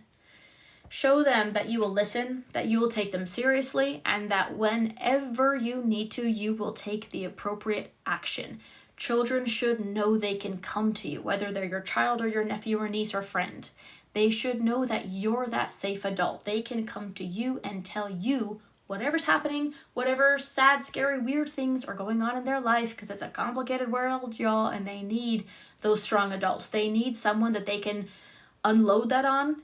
And I'm asking you to not only listen, but to take it seriously. One of the things that bothers me to no end is when people are like, oh, they're just trying to get attention. Okay, don't even get me started on that soapbox, but let me say this. If a child's saying inappropriate things to get attention, there's something wrong, so look into it. Either way, listen and look into it, okay? Take it seriously. Prevention is key. You have no idea how difficult it will be for the child to heal from what could otherwise be prevented. So, the real Janessa, you and me are living proof that, let me say this, hurt people, and healed people heal people. We are not our past. We are not destined to perpetuate the vicious cycle. However we were born and raised, whatever terrible things happened to us as children, the biggest middle finger we can give to our abusers is to not continue that cycle, is to not only break that cycle, but it's to thrive, it's to smile, it's to be free, and it's to free other people. Healed people heal people. We all have the choice. Oof, this is going to hit some people, but look, let me deliver this. And for a quick premise for anyone just joining us, I was born and raised in an international religious cult. Trafficking was one of the many forms of abuse. I escaped when I was 20 years old. That's 20 years of hell, including trafficking all over the world. Not even going to explain all that, but let me say this. Healing is a choice. Chew on that. And here's why that's empowering. Because that means you don't need to wait for the people who broke you to fix you. You're not dependent on their apology or their change or reconciliation or any form of forgive and forget, because that's not what I'm saying at all. I'm saying healing is our choice. We get to choose, and we're the only ones who can decide to heal and the extent to which we allow ourselves to heal. Healing is not an easy process. It's not linear. There's not a start and an end and a yay. It's all over the place. It's messy, it's painful, and it's worth it. And it's our responsibility. It's our power. Healing means we break the cycle. Healing means not only are we helping ourselves, it means we refuse to allow that to continue. It means we represent the opposite of everything we were born and raised to be. It means we get to help other people, but from a place of grounded healing, not from a place of deflecting, not from a place of ignoring our own trauma and trying to fix the world in the meantime, but from actually digging in there. I can face this every single day with a smile and sleep like an angel because I know what I'm doing is right, because I have no fear, because I've overcome evil and it's a weak, pathetic coward and I'm not afraid, because this little light of mine can hopefully inspire more people to light their own match and light up this darkness and overpower it. But also because I know that there's hope. I know that we can change this. I know that if we even help 10 children, 100 children, 1,000 children, that matters. And in the meantime, we're going to expose the people that are part of the problem because there's way too many of them posing as if they are part of the solution, and there's a lot of well-meaning people falling for it. That's not cool, especially not when there's real problems being ignored. Ginger says, when I hear the word nonprofit, I just see evil. Girl, I feel you. I am so skeptical of nonprofits. I've said this a few times, but for those just joining us, the cult I was born and raised in was a Christian cult. So not only did they do 100% of the bad things to all of us children in the name of God and the Bible and Jesus, but also their front was that they were Christian missionaries. That's how they presented themselves to the world in their fancy little newsletters, and the way they asked for money and all of that was that they were Christian missionaries. So believe me, I'm skeptical. And I encourage all of you to be, and that's why I'm unpacking the tactics of corrupt organizations and cults. Because they all follow the same pattern. Because they're afraid of being exposed. And because darkness is powerless in the presence of light, and I'm here to light it up. Do I still practice Christianity? No, I do not consider myself a Christian. I said this earlier, but if I saw Christians leading by example, I unpacked this pretty extensively earlier, so I won't even repeat, but look, if I saw Christians showing up like they're not afraid, like they have that power of God, I might be compelled. So, Bon, I feel you, because a lot of people say, I'm sorry that happened to you, but those weren't real Christians, and I say, okay, cool, but where are the real Christians? Bon and Lamb Goat Soup, I have a question for y'all, because I asked this question twice earlier. Is your preacher, pastor, person, is your church speaking against child trafficking?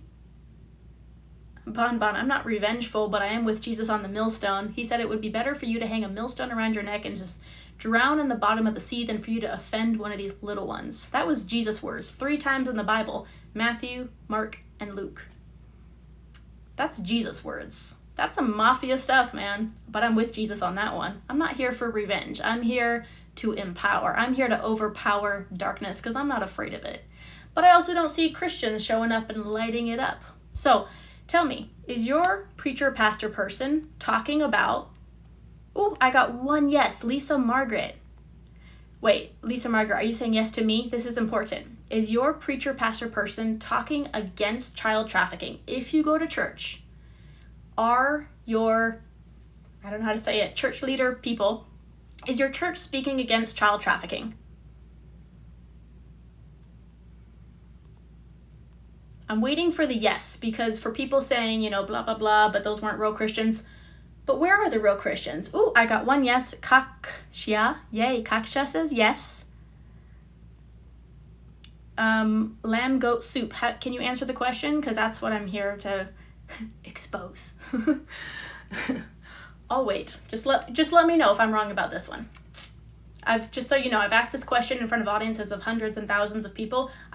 One time I got 3 people that said yes. I've never gotten more than 2 people say, yes, my church is making sounds with our mouth against child trafficking. So I can sing the Bible to you in 3 languages, brother. I know what Jesus had to say about it. I'm wondering if your church is following the teachings of Jesus Christ. You tell me. Lisa Margaret says yes, and ooh, Jack, I got 3 yeses. Life-changing. All right. So I'm not trying to be right. I'm just letting y'all know that awareness is part of Acknowledging the truth. So here's what's interesting. In the book of Acts, it says, "Howbeit the Most High dwelleth not in temples made with hands." Also, Jesus only went to church once when he was an adult, and he flipped tables and kicked ass. Am I right? So going to church, in other words, going to a building, I'm not saying it's bad, I'm just saying it's actually not biblical, but if you do, that's great. All I want to know is, are they following the teachings of Jesus Christ? Because look, it totally logistically makes sense for people to meet under one roof. Totally great. I'm serious. I'm just saying, going to church is not a requirement according to the Bible, if we're like according to the standards, right? So, are they following the teachings of Jesus Christ? Or people like Bonbon that when they're exposed for like, hey, that's actually not how that's supposed to be, and just because you're identifying as, whatever, doesn't mean you're doing anything very helpful, but then they get very mad, right? And then they start, it's called gaslighting, but then they turn it around on you and they're like, oh, but you're sinful, but you just need to read the Bible. And I'm like, which language would you like me to sing it into you? Because I got lots of Bible in me, brother, let's go. I do all of this with a legitimate smile because first of all, this is hopefully, I'm having a little fun with it as you can tell, but this is hopefully a very empowering, uniting message. But for the people asking, am I Christian? I'm showing you why I don't see, in general, the majority or any churches following the teachings of Jesus Christ.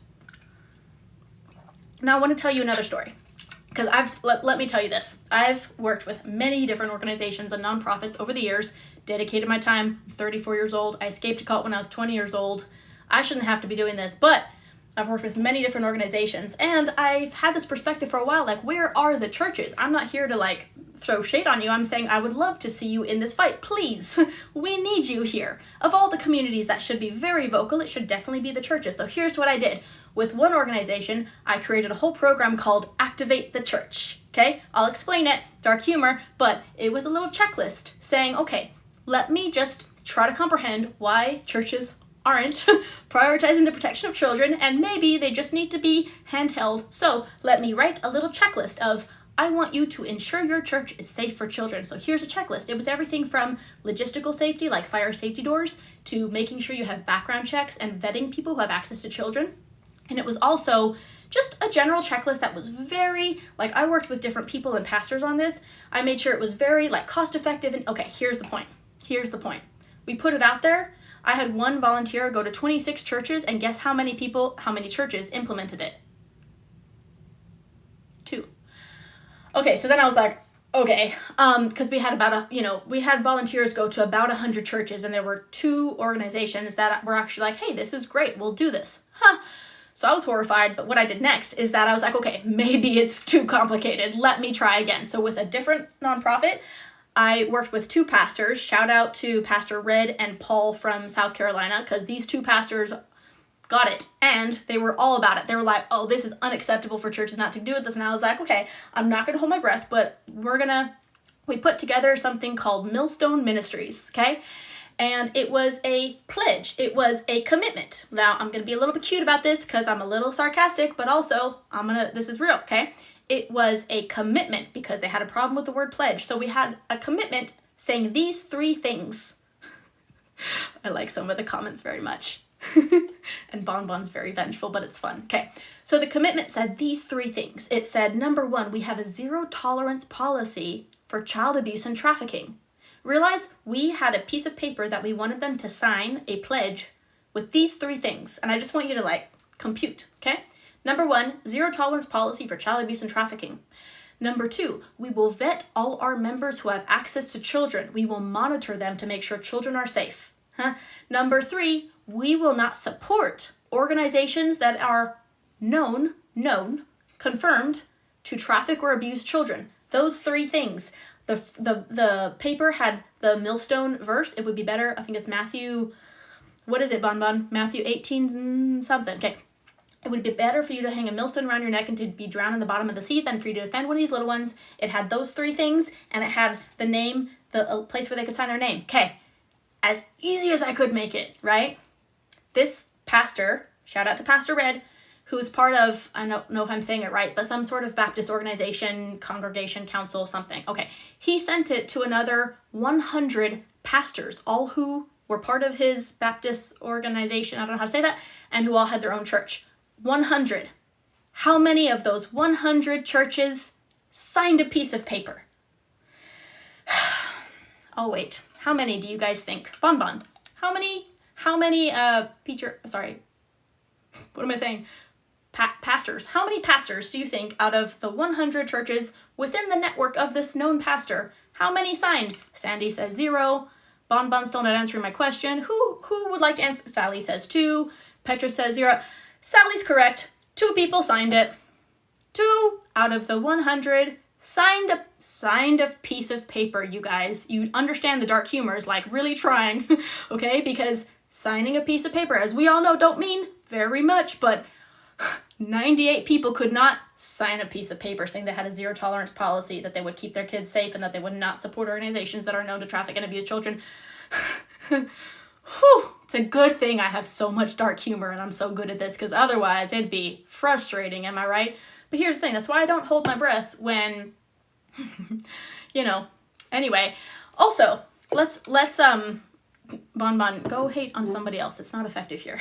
Okay, so it's also ironic, I think, that, again, when cults and corrupt nonprofits and religious people are exposed, they get very upset. They don't like my light. They also don't like to look me in the eyes. They're very scared, but it's okay. Also, what's also interesting is that 100% of the time, guess who will help? In my experience, guess the 2 communities that will always help are, guess who? Bikers and service members. Bikers and service members. Every single time.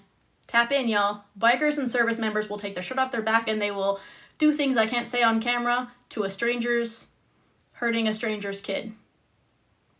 Bikers and service members, y'all are my people. I wish the churches would follow suit. I hope that one day they will. I've tried. Not going to waste my time anymore. That's the reality. But howbeit the Most High dwelleth not in temples made with hands. And yes, I understand that the church is supposed to be a body of believers. I'd like to see those believers show up. Like greater is he that is in you than he that is in the world, and like they are not afraid to tread on serpents and scorpions, because they know, they are certain that nothing shall by any means hurt them. I would love to see the Christians who, instead of living in fear and saying, oh no, you're just being bad and vengeful, I wish they would say that is unacceptable. We should never accept that. Jesus would not accept that. Let's not make excuses for the politicians or the religious leaders or the nonprofits or the cults who are pretending but not actually protecting children. So I'm not afraid to show up and speak the truth. I'm also not intimidated by people who use religion as a guise to pretend like they're doing good things, but then they get very sad and fearful when they're exposed. It's cute, I promise. But also, the issue of child trafficking and exploitation is very real. It's not something we can just sort of, do this and pretend like it'll go away. Because look, a lot of people want to thoughts and prayers this away, and your thoughts and prayers should be very powerful, but faith without works, Bonbon, tell me what that verse says. Let's see if you're reading that book. Faith without works is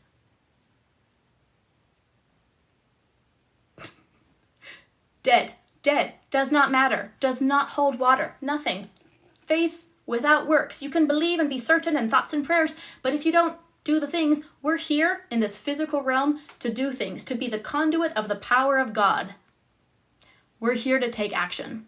So if your church is afraid to talk about it, find a different church. If your church isn't speaking against it, if your church is not calling out people who are harmful for children, if your church is afraid to sign a piece of paper saying they will have a zero tolerance policy for zero tolerance policy for people who hurt children, find a different church.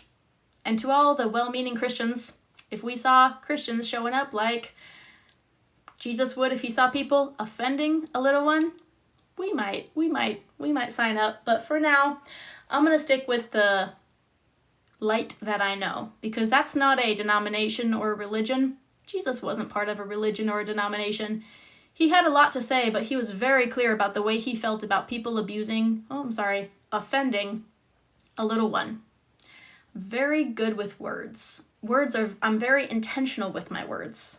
I'm using the Bible to bully. Bonbon, you remind me of, so I'm going to tell you guys a funny story, because Bonbon reminds me, and I also like just saying your name. Bonbon reminds me of this organization where the main guy was this big, tough Navy SEAL, and he's a war hero, and I have huge respect for that. For real, for the service, for our country, etc. And he was very like God and, you know, prayed in front of people and like, let me just like, really over exaggerate this whole appearance.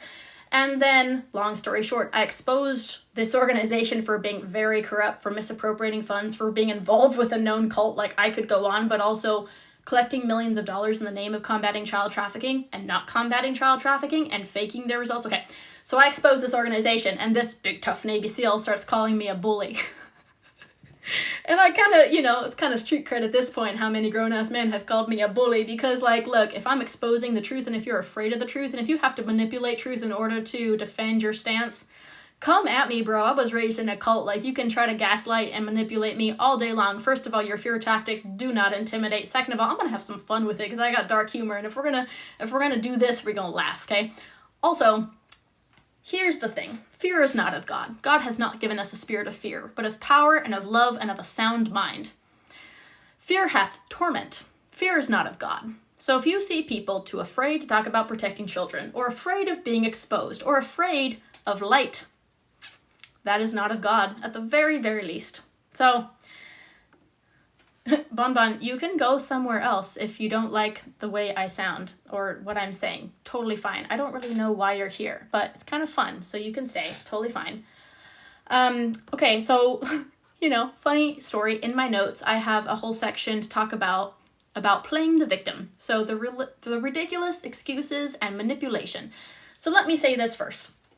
The people who are the least effective normally have the most criticism. I think it was a Babe Ruth quote that said, the loudest boos always come from the cheapest seats, right? So it's the people who aren't walking the walk. They don't necessarily have a lot to show for whatever things they're identifying as or saying they do, but they're the ones that get very mad and have a lot of criticism, right? And I, again, think it's hilarious. But also, it's interesting to me because it's never the people that are effective. It's never the people that are trying their best or like really on the path of learning and evolution. It's always the people that are not doing much but sitting there being like, you're doing it wrong. You don't sound good, but can't stop listening, right? It's kind of funny. So when we're talking about corrupt nonprofits and cults, the playing the victim thing, the ridiculous excuses, because just to recap, you know, I'm talking about really vetting these nonprofits, making sure, especially if they're collecting millions in the name of, for example, combating child trafficking or doing something very specific. If they're collecting millions and they have the resources, they are positioned to do it, I want you to look for measurable results. They should have tangible results that are, you know, in line with the amount of money that they're collecting. Okay, so a lot of these organizations that I've worked with, that I've gone undercover and exposed and even taken down, they make the most ridiculous excuses, and it's hilarious. So I'm not even talking about, like, we talked about all the sort of manipulation tactics they use, and they pretend to say, yay, God, and all this to get people to follow them. But I'm talking about ridiculous excuses like, you know, well, we tried, but then we got blocked, or opposition, or, you know, all these bad things. Like, look, there's obviously going to be obstacles. There's obviously going to be hard times, but it's interesting that, you know, especially when they're using it as a reason as to why they weren't more effective, but it's like the same excuse every year. Or, you know, anyway, it's just interesting how they always play the victim, and they always, it's called gaslighting, but when they turn it around on somebody else. So like, for example, name I won't mention, but it's fun to say in the comments, like, I don't know this person does not know me, I don't know what you do or don't do. You're allowed to express your opinion, but like, why are you upset, right? Why are you mad at a child trafficking survivor who is dedicating her life to protect children and put bad guys away and disrupt corrupt organizations, and who's here running my mouth to raise awareness so that people like Bon can sit in their fancy little couch and be very comfortable while, unfortunately, bad things are happening to children that most people are too cowardly to even comprehend. Now, I'm not asking you to imagine the gruesome details, because the good news is that doesn't help. Does not help. But I'm asking you to do something. So, rhetorical question, Bon, why does that make you mad? Because I was asking Christians to show up and be part of the solution? All right, I'll take that, no problem. Point is, case in point, right? The gaslighting, I'm not even trying to call you out, Bon. Like, we cool. You're welcome here. I just want to play with you because you're fun. But they deflect. So deflecting is also an example you see tonight. I don't know this person, didn't call them out. I was making a point and they got mad because it rubbed them the wrong way. They're like, but you're not good, but you're not doing the right thing. It's called gaslighting, okay?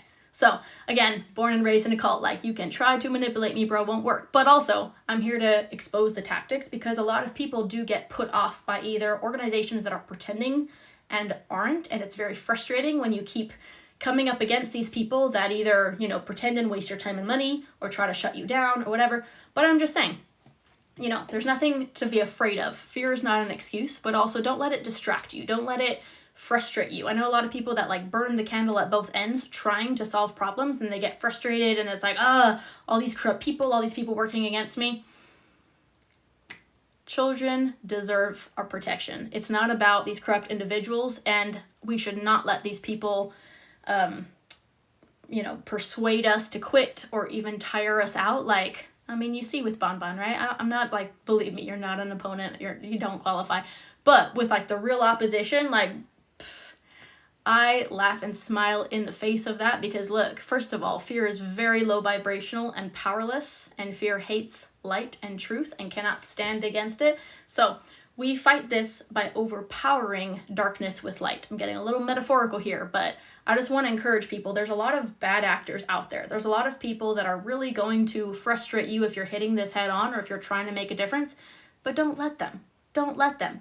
Look, if you light a match in the darkest room, that light will illuminate the darkness. It will change the dynamic, the state of that room. If you create a shadow in a well-lit room, like, that really doesn't do anything. So just kind of keep it in the perspective of, yes, there's a lot of darkness in this world. Yes, there are a lot of bad people. Yes, there's a lot of corrupt, bad, blah, blah, blah, blah. But focusing on like, how dark is the darkness? How gross is the grossness? That's not helping. You know what I mean? The way we overpower this is by being the light, overpowering darkness with light. So don't fixate, don't focus on the bad things, the corruption. That just lowers your vibration, that just weakens you, that just exacerbates your fear. So I just want to encourage you that we are here to be the light. We are here to overcome it, and we are not here to be afraid of whatever opposition comes in the way. Every person who is corrupt is going to have a very pathetic excuse as to like why and but and tears and whatever. What's interesting is that the loudest boos always come from the cheapest seats. So just remember that. I live for the day where I don't have to be the one out here talking about this, because I shouldn't, right? I would love to see, rhetorical, dare to dream, one day our politicians will not be too cowardly and corrupt to make sounds with their mouth and talk about this. One day, hopefully, one day, churches around the United States will not be too cowardly and corrupt to talk about protecting children, to speak out against child trafficking. But until that day, this little light of mine and my smiley face and dark sense of humor, I'm here to not only raise awareness, to confront evil, to overpower it, but also to show people an example that if I can do it, what's your excuse? So I appreciate y'all being here. So if y'all have any questions for me, I might have missed some questions because I was going off on some tangents there, but you can literally ask me anything. I'm very open to responding. I'll be as helpful as I can with my response. Sometimes I go off on a whole soapbox because I get really into it, but let's get deep, y'all. If you want to talk about, like, this conversation could go in any direction. So let me know your questions about child trafficking, child exploitation. What have you heard? What do you question? Are there things that, like, look, if it's a straight up conspiracy theory, I'm going to tell you like it is. But I want to hear from people that are either wanting to be part of the solution and don't know what to do, or that have heard things that they're confused about, etc. And, you know, Bonbon, I'm going to joke back with you all day long because you're the funniest dude I've seen here all day. But he says, are you seeing a psychiatrist? That is hilarious. But let's talk about healing. Let's have a more interesting and educated discussion. Let's talk about the process of healing, because I touched on it a little bit. And what I was saying earlier is that we're talking about, you know, not like bad things that happen to most people. We're talking about really extreme childhood trauma. Okay, so Indigo is saying, what are the resources that actually help survivors? And K-Bugs, I got your question afterwards. Should I go to your video to hear your story? It's actually, I don't think it's on my TikTok, but it's on my website. The link is in my bio. There's a bio page where you can like read a summarized version of my story, and there's a few videos where I actually unpack like the whole story. Short version, I was born and raised in a religious cult. My parents were some evil people who had babies in a cult. Yeah, they were like leaders in a cult, whole thing, but like trafficking was one of the many forms of abuse. I escaped when I was 20 years old. I was born in Brazil. I was raised overseas all over the place. I'm American, like the whole thing. But the point is that, you know, sad story, but also a lot of children did not survive, unfortunately. And there's not a lot of resources that can actually help kids come out of that situation. Oof, I don't even know where to start unpacking that.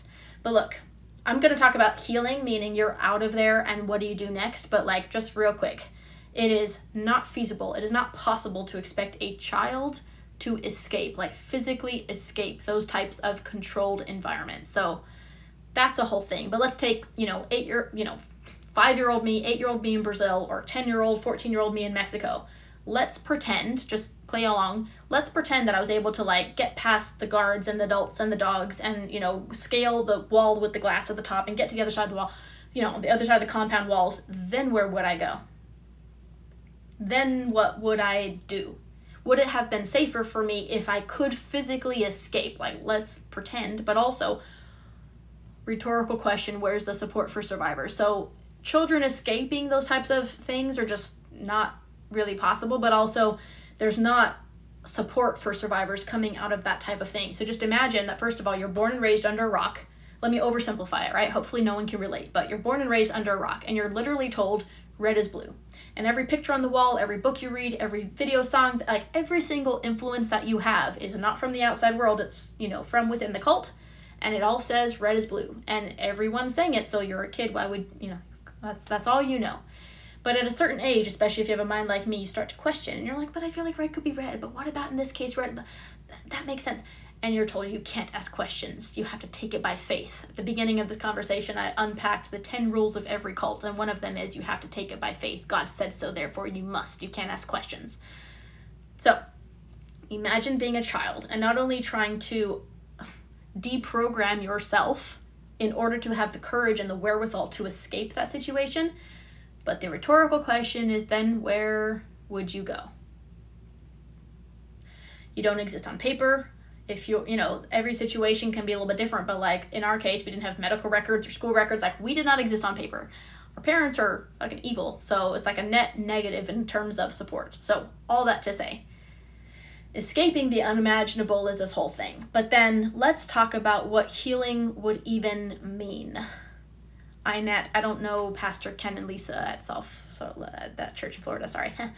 Okay, so let's talk about what does healing even mean? What is actually helpful for survivors of childhood, I'm going to use soft words for the sake of this platform, exploitation and bad things, including trafficking, but different types of actual exploitation, okay? Number one, let me say this. I'm going to speak to Indigo, but I'm also speaking to everyone who needs to hear this message, okay? I said earlier, and this is a hard pill to swallow, but I believe that healing is a choice. I believe you're the only one who can decide to heal and the extent to which you allow yourself to heal. I say that as a survivor of the unimaginable. I say that as someone who has many peers and even siblings who have chosen not to heal. I say that as someone who has many peers who are no longer alive. I say that as someone who has overcome things people cannot even imagine. And I still say that healing is a choice. That means it's your responsibility. That also means it's a process. So there's a few things, and this is like a whole 3-hour discussion I could do, but let me try to summarize it. If you'd like, I can do a whole discussion just about healing from this type of trauma, because it's unlike, most therapists are not qualified to tackle this type of issue. And again, I say that not only from my experience, but from many, many survivors I've worked with and who therapists look up and they're like, I don't know how to help you. Bless their hearts. There's a very different tier of unimaginable childhood trauma that I hope most people can't relate to, but unfortunately, many people can. So, that I hope most people can't relate to, but unfortunately, many people can. So it's complicated, as you can imagine. Sorry, I was just declining a war battle, whatever it is. Okay, let's start here. A big part of overcoming and healing is not only, number one, the decision to heal. You as an adult, you as who you are today, you have to be open. You have to see the potential. Do you see that it's possible, that you could get better? Whether that's physically, mentally, spiritually, do you see hope? If you are open to hope, let's start there. Because if you're not, then it's just going to be a vicious cycle. So First thing, you have to make the decision to heal. That doesn't mean that's the finish line. That means you start on that path.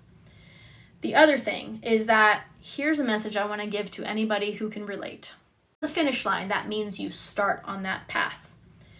The other thing is that here's a message I want to give to anybody who can relate. You have to realize it was not your fault. You as a child did nothing wrong, but you also could not have avoided that. There's nothing you could have done differently to have avoided that bad guy doing that bad thing. That weak, pathetic coward had their own issues, and they were trying to seek empowerment by overpowering a vulnerable child.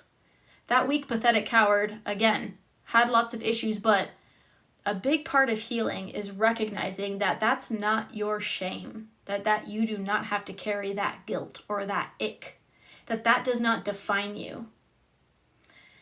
The next step, because I'm not here to tell you to forgive and forget, and guess what? Jesus didn't either. That's a whole other thing, but I could explain that to Bonbon if you'd like.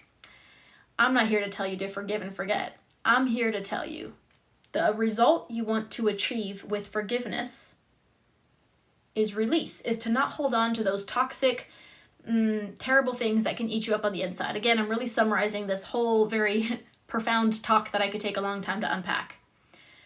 Release means not my guilt, not my shame, not my burden. I do not have to carry that throughout my life. That means you are free of that ick, that shame. I'm talking to people who can relate. I'm talking to people who don't know how to help a loved one who's been through this type of trauma. I'm letting you guys know that if you can't relate, bless your heart. I'm very happy to hear that. Also, I'm letting you guys know that if you can't relate, bless your heart. I'm very happy to hear that. Also, if you're dealing with someone in your life, a family member or someone, bless your heart, but the way you want them to heal might not be the way that's someone. Bless your heart, but the way you want them to heal might not be the way that's helpful for them to heal. Now let's talk about something real quick based on the Bible, just for all the people who base their beliefs on that, because again, born and raised in a religious cult, I can quote the Bible to you.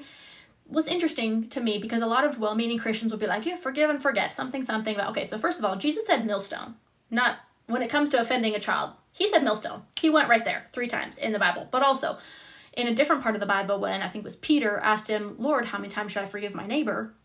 He had a mathematical equation for that. He did not say to infinity and beyond. He did not say forever. He said, what was it, Bonbon? How many times should you forgive your neighbor? 70 times? I'd love to find a Christian who knows the Bible better than me. 70 times 7, which is 400 and something. So the point is that there's a mathematical equation with a cutoff date. So let's go based on the Bible. I can forgive my mother for the 400 and whatever, do the math for me, 400 and whatever days that she carried me and birthed me. And then there's a cutoff date. And then, according to Jesus, right, you've done your part. I'm just kind of being funny, but it's also, if you're biblically based faith, that's what Jesus said. I like the millstone thing better, but also the point of forgiveness is to not hold on to that toxicity, to not let it eat you up on the inside. And I'm with that because look, you've already suffered. Why would you choose to continue suffering and keeping that with you? The mind is also such an interesting thing. I've done a lot of research about trauma and all these types of things. Trauma, recovery, etc. I've interviewed all these top experts, and by the way, they're fascinated with my brain and the way that I've rewired it. And it's hard to say this to people who can't relate, but made peace with it. Because here's the thing, for the things that we can't unsee, right? I'm talking also to, let's say, combat veterans that have seen the unimaginable.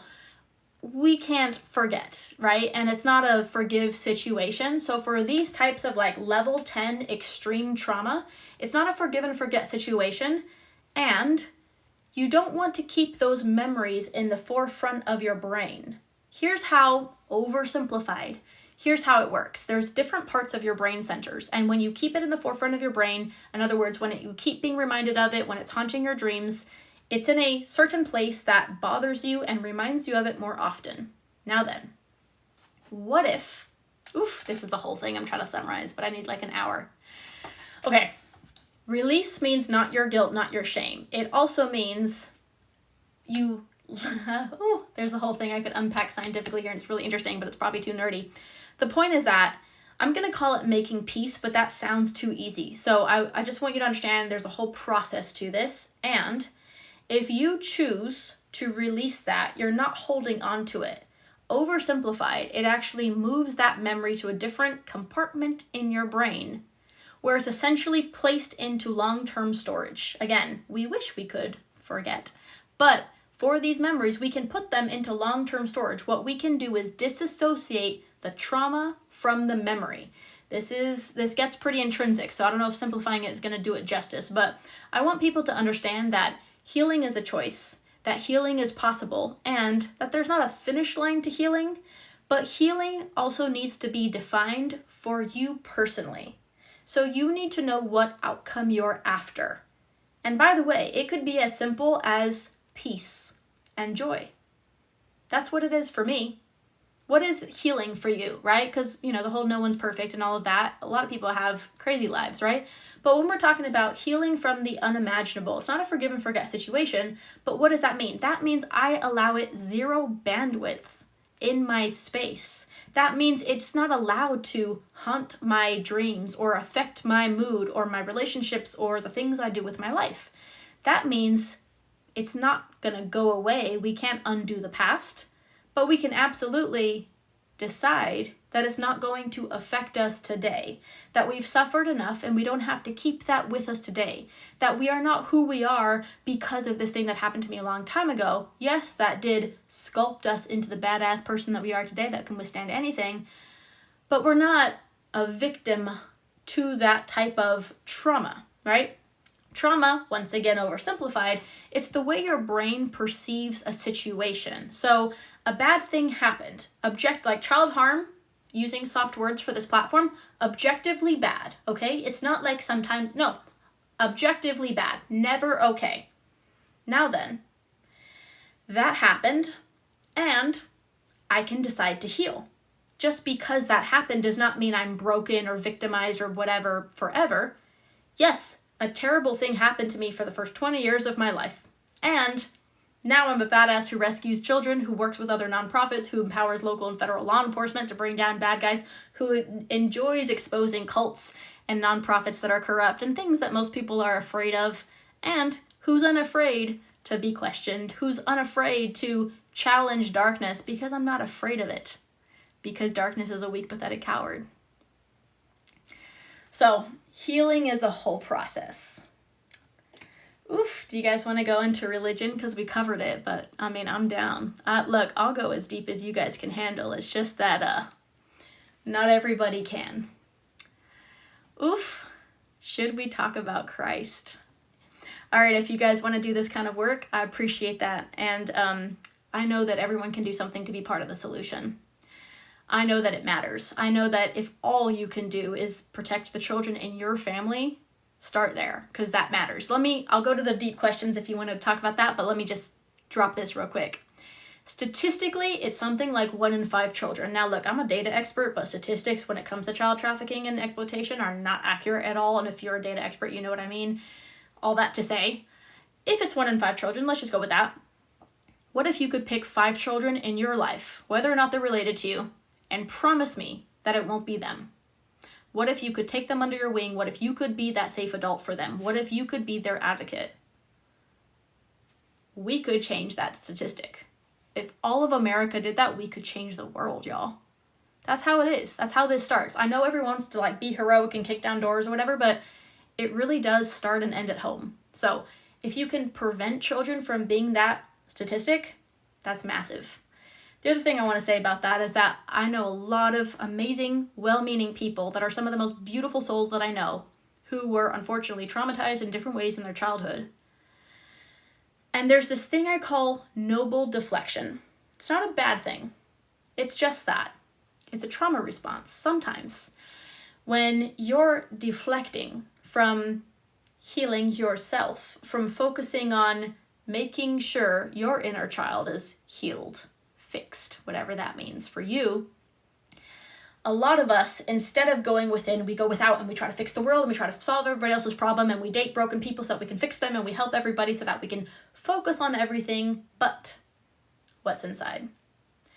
And I want to caution you that there's always room and there's always time to fix the world, but you gotta start with yourself. You gotta put your oxygen mask on. And I'm not just saying that to be, generic. It's just that you can't, the whole you can't pour from an empty cup thing.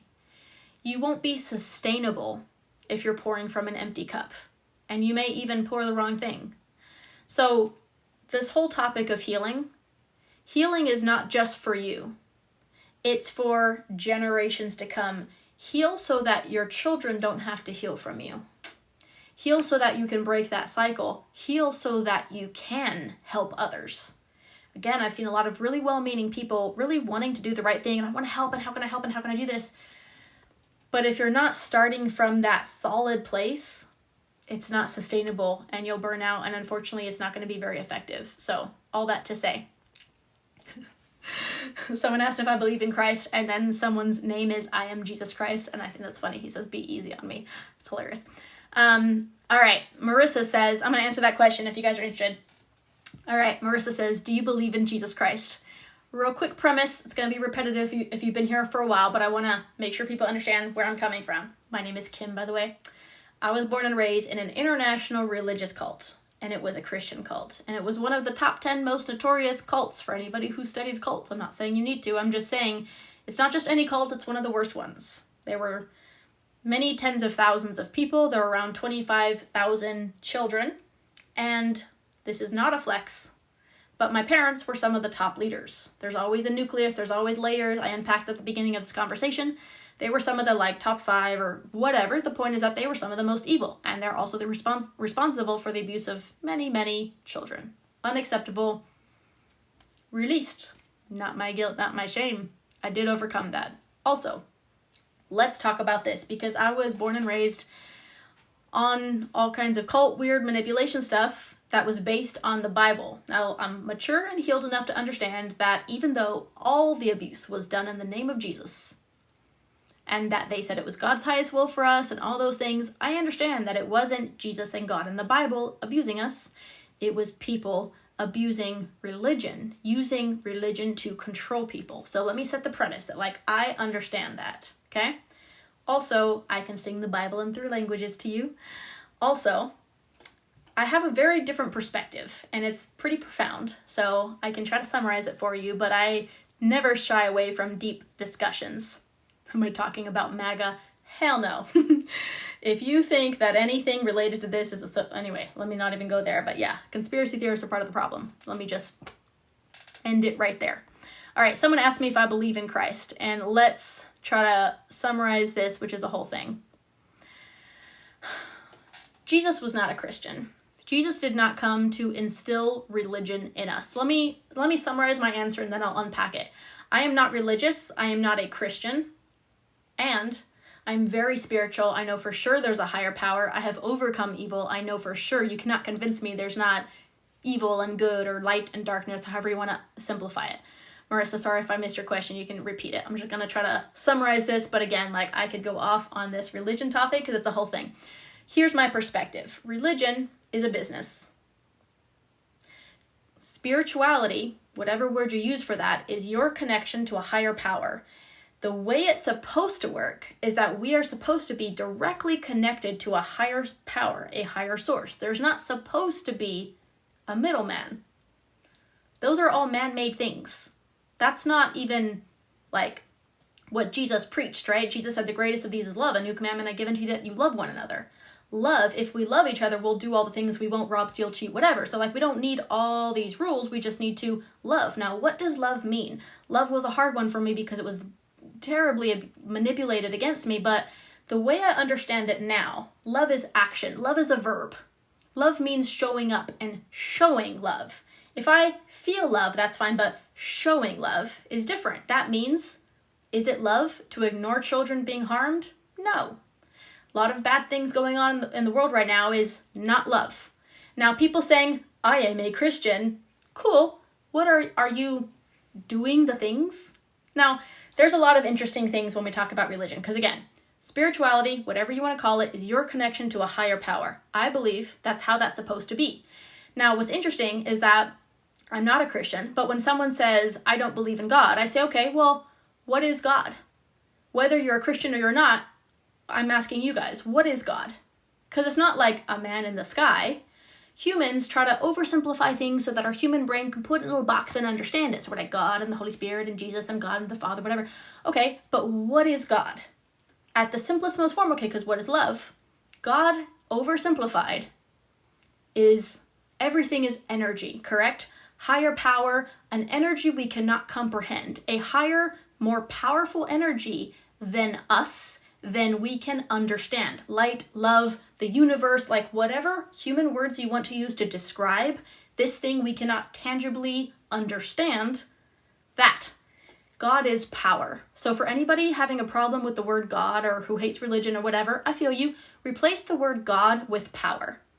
In the Bible, it says, if God be for us, who can be against us? If power be for us, what else matters? If we have the power of the Most High, the Creator, the universe, all that is the highest form of energy and power, we have a direct connection to that power, light, love, whatever words, fine. The point is that, are you connected? It's not a term. It's not just a noun. It's not a proper noun. It's not just, I'm a Christian. I'm a cool story. What is it, and are you connected to it? Do you feel it? Are you showing up like it? I would love to see more Christians or people of faith showing it, acting like it. I would love to see it coming through their vibration, through their eyes, through their spirit. Because I see a lot of people that, man, the Bible talks about power, like the actual word power, so much. And when I have this conversation with Christians, because like, if you want to ask me a question, we will go there, but we go deep, okay? Most Christians aren't ready for that, but I'm like, man, the power of God, do you actually realize that you have it? And they're like, I never thought about that. What are they saying in church? I'm sorry. Like, what are they saying then? Behold, I give unto you power to tread on serpents and scorpions, and nothing shall by any means hurt you. Tell me why Christians are afraid. Tell me if they're, I don't even know what Christians mean, because here's, like, again, I'm kind of, there's a lot of tangents I could go on here, but like, these days, anybody can say they're a Christian, and okay, I like that. By their fruits you shall know them, absolutely. But people say, I'm a Christian, oh, he's not a real Christian, okay. What does that even mean, right?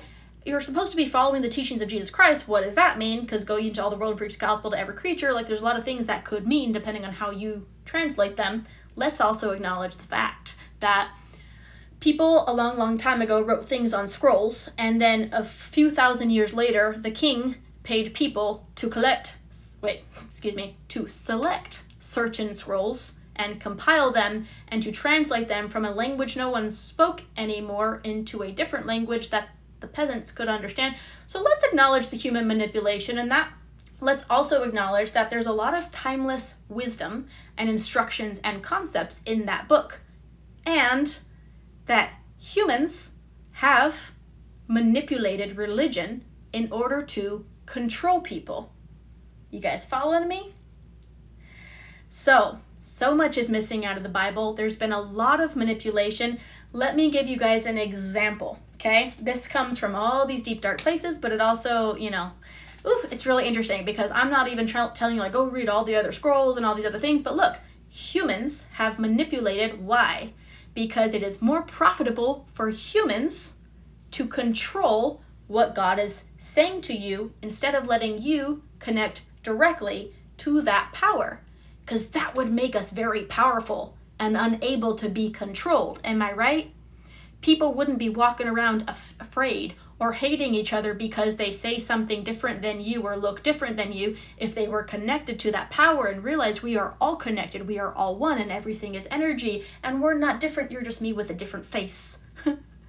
Oversimplifying here, but look, here's my point. I believe there's a lot of power that can be found when you connect directly to that higher power. And I know for a fact there are a lot of humans that want to control, squash, and be the middleman for that power because they can collect a toll. So, oversimplified, spirituality, or whatever you want to call it, is your connection to a higher power. That's how it's meant to be. Religion is a business. I recommend you go straight to the source. Good job, Rachel. That's my very summarized response for, do you believe in Christ? Here's an interesting point. This is just if you're a nerd like me, okay? We're talking about humans manipulating, the ancient scrolls and things that were found. I'm going to give you an example of that. Okay, this gets real extensive, but look, a lot of people believe that the King James Version of the Bible is the most authentic. Okay, we'll go with that. That's also the one I was raised on. I can sing in 3 languages, even in Spanish, old language. Yep, point being. Human manipulation, example 1. The word Lord, the equivalent of the original, whatever it was, Hebrew or something like that, the word Lord was not originally in the original text, but when the king paid people to translate the Bible, they inserted the word Lord, which is so interesting to me because, for example, the whole father and, close relationship versus Lord creates a very master-servant style separation versus father, creator, whatever other words that are much more connected. So isn't that interesting? For example, when Christians have you accepted Jesus as your Lord and Savior? And I say, Jesus never asked us to accept him. And he never called himself Lord. He said, I am the way, the truth, and the light. He said, I come here to show you the way. This is how to do it. Y'all got it wrong. All these letter of the law things. No. Love. It's all about love. It's really simple. I'm here to show you how. It's easy. That's what Jesus said. Oversimplified and paraphrasing, obviously. The point is that Jesus never said, correct me if I'm wrong, he never said you have to accept me. I know I'm right, but let me know if you disagree. He never said, do you accept me? His disciples asked if people believed. Jesus asked, do you believe? He never said, you have to accept me. When they said, Lord, how should we pray? He said, Our Father which art in heaven, your awesome, yea, gratitude, glory. The Lord's Prayer. My point is, right?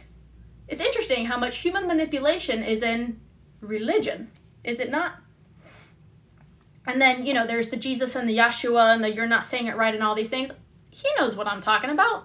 But I'm also not here to worship a guy who wasn't asking us to worship him. Who came up with that? Humans. I hope you're enjoying this because I am. But look, it's actually really quite simple. Oof, that's interesting. The Aiden says religion in Hebrew means the door to the covenant. John 3:16, for God so loved the world that he gave his only begotten son, that whosoever believed in him, didn't say accept him, believed in him, God, should not perish but should have everlasting life. Belief, another word for belief if people are not religious, is certainty. Certainty. So faith is I trust you, right? I have faith that tomorrow I'll wake up. I am certain means I know for sure. If you're whatever religion you subscribe to or don't, are you certain of it? Are you showing up like that? Because nothing wavering. Your faith must be strong enough to withstand. Otherwise, you're not going to get very much out of it. Know what I mean? There's a lot to be said for people with an open mind who are willing to hear, but also who aren't constrained by religious bias. Because again, religion will make you think you have to do it like this and tithe like that and show up every Sunday like this. And those are all man-made constructs. I promise you, Jesus did none of those things. He did say, give to Caesar what is Caesar, give to God what is God. He was like, yeah, take care of your human stuff, but that's not the same thing as what you're doing for God. Let me say it like this. A lot of people are like, do you go to church? Oh, well, okay, Jesus didn't go to church. Acts 17 something says, howbeit the Most High dwelleth not in temples made with hands. But let me go there. So, do I go to church? No. But also, hang on, I gotta plug this in.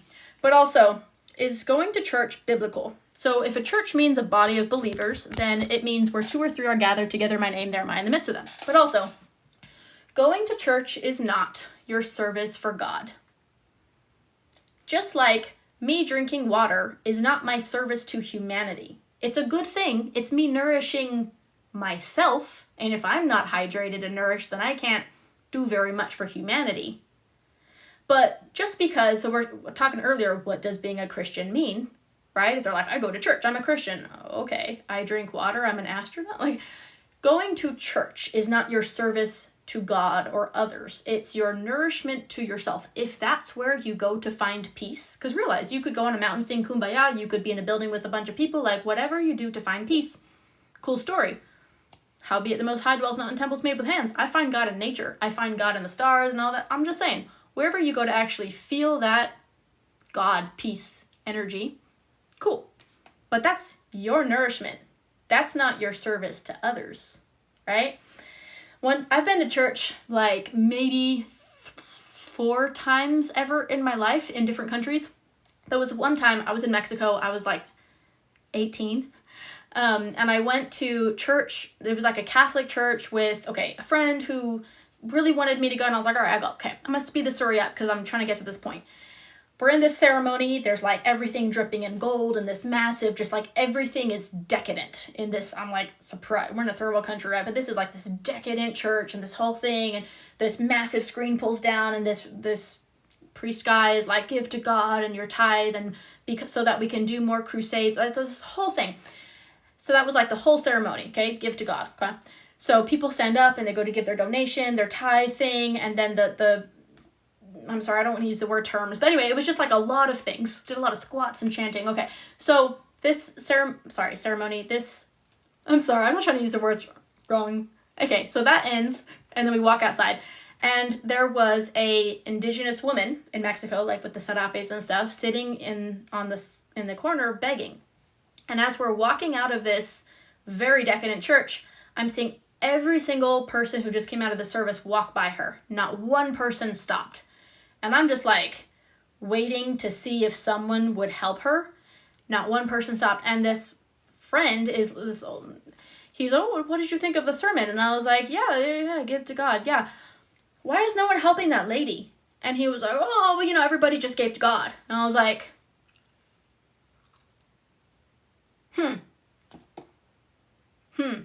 I see why Jesus flipped tables. For real.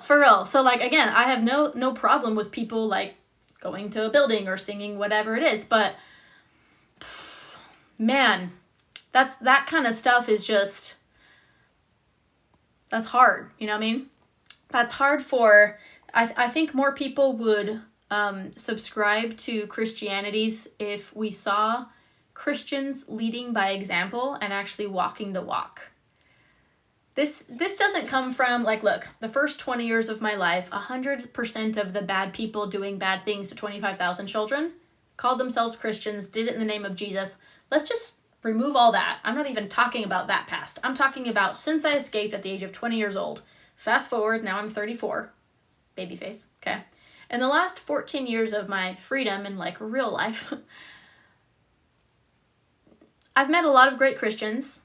Well, let me say that more honestly. I've met some great Christians, and also the worst people that I've met, the people who were just terrible human beings, have all been Christians.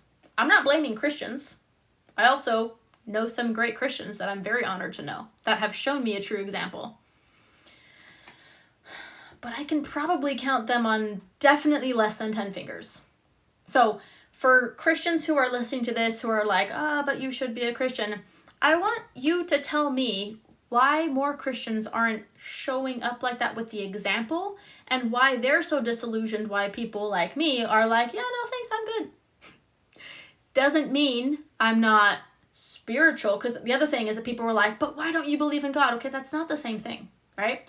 Just because I don't subscribe to this type of identity or religion or whatever does not mean that I'm not directly connected and that I can't share that love, magic, power, spirit with other people. It's just that religion is I find it very constraining. I find it very manipulated by humans. I find it very disconnected from the actual source, from the conduit we are meant to be. Just a reminder, Obama called himself a Christian. And just a reminder to everyone saying, but he wasn't a real Christian. Where are the real Christians? Show them to me. Oof, I know I missed a lot of questions, y'all. I'm gonna scroll up. Yes, I am 34. I'm turning 35 in a couple months. Fun fact. Ian said, God told me to be the church. What does that mean? That's cool. To be the body of believers? Tell me what that means. That's interesting. Yeah, that was a test. To be the body of believers? Tell me what that means. That's interesting. Yeah, that was a test outside her being here. Sorry, I'm scrolling up to catch up on all these comments. If I missed questions, because I'm sure I did, please repost them. You can literally ask me anything. For those just joining us, I appreciate you being here. My name is Kim. I'm a survivor of 20 years of not only cult abuse, I was born and raised in a religious cult, but also trafficking, among many other things. I've dedicated my life to not only be a voice for the voiceless, to advocate for children, and to make real change. I have a pretty fearless attitude, and I've worked with a lot of people who have solved a lot of problems, so I'm very realistic about the real problems and the real solutions, and I've also worked with a lot of organizations who are part of the problem. Cults and nonprofits alike. I've worked undercover. I've worked undercover as an undercover junior decoy, and I've seen what children see on the internet, which is just not okay, and I can talk about that, but that's why I founded a nonprofit to specifically focus on child safety. It's called Digital Defenders United. I fund it, not asking for donations. But if you want to support, you can look at the website. We have tons of free resources about exactly how to protect your children in the digital age. Please don't give your child unlimited, unsupervised access to the internet. Short version. Lots more I could say there. I'm going to take questions, so I'm going to scroll up through the comments. But again, if I missed you earlier, just repost it because I did not mean to miss it. Rachel, can you tell us what religion you were in as a child? I was born and raised in a Christian cult. 100% of it was based on the Bible. I can sing you the Bible in 3 languages. I've been spouting verses left and right tonight. I speak more Bible than most Christians, which is interesting. But also it was a very abusive cult. I understand that it was not Jesus and God and the Bible abusing us. It was people abusing religion. So I'm also very passionate about exposing and unraveling corrupt organizations, especially the ones that are manipulating and hurting children. That's my battle. Because here's the thing, be a little bit dark humor about this one, but like if you're a grown-ass adult and you decide to do something kooky with your life, all right, free country, just like ideally don't hurt humans or animals, right? Do you. But children born into these environments, totally different story. Because first of all, you're born and raised under a rock. You did not consent or choose that. And also there's no one advocating for you. I appreciate the gifts, y'all. Thank you.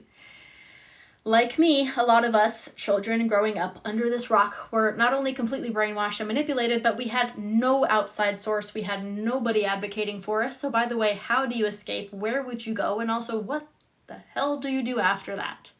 Especially if your parents are the ones that are burying you and raising you in this cult because they're evil. So it's a whole long story short. You and me, what do you mean by Christian cult? So many denominations. Yeah, I didn't even know about denominations until I moved to the United States when I was 21. No, that's not true. I was 14. Anyway, I didn't even know about denominations. They just called themselves Christians. It wasn't like Baptist or this or that. So I don't know, Christians, but also, culty weird stuff. There's an app called Family Link, which will allow you to monitor your child on screen time. Ooh, okay. Apps to monitor your children's internet activity. I've researched them all. The long story short, there's not one thing that does everything that needs to be done, but I'm working with a few different groups and we're developing all these tech solutions in the meantime. The ones I recommend, not sponsored or whatever, the ones I recommend are Bark, B-A-R-K, and SpyX. Both of the links should be in my bio, but they're definitely on my website. Not 100% sure if they're in my bio, but they're definitely on my website. I recommend Bark and SpyX. They have the most comprehensive tools. Anyway, you can see who your children's messaging and sending and receiving, all that different stuff, geotagging and everything. But a more comprehensive solution is needed, not only for the front end of protecting children and, protecting their innocence, but also on the back end of enforcement. So that's exciting, but I'm working on solutions with these different badass people and tech companies that are coming together to solve problems. They're also the most unlikely. We can talk about that if you want, but it's a whole thing. All right, I'm going to keep taking questions, hopefully, and if I missed your questions, please repost. So much appreciation. I don't believe in coincidences. My daughter is young and this has been constant. Oh, thank you. I'm really glad you're here.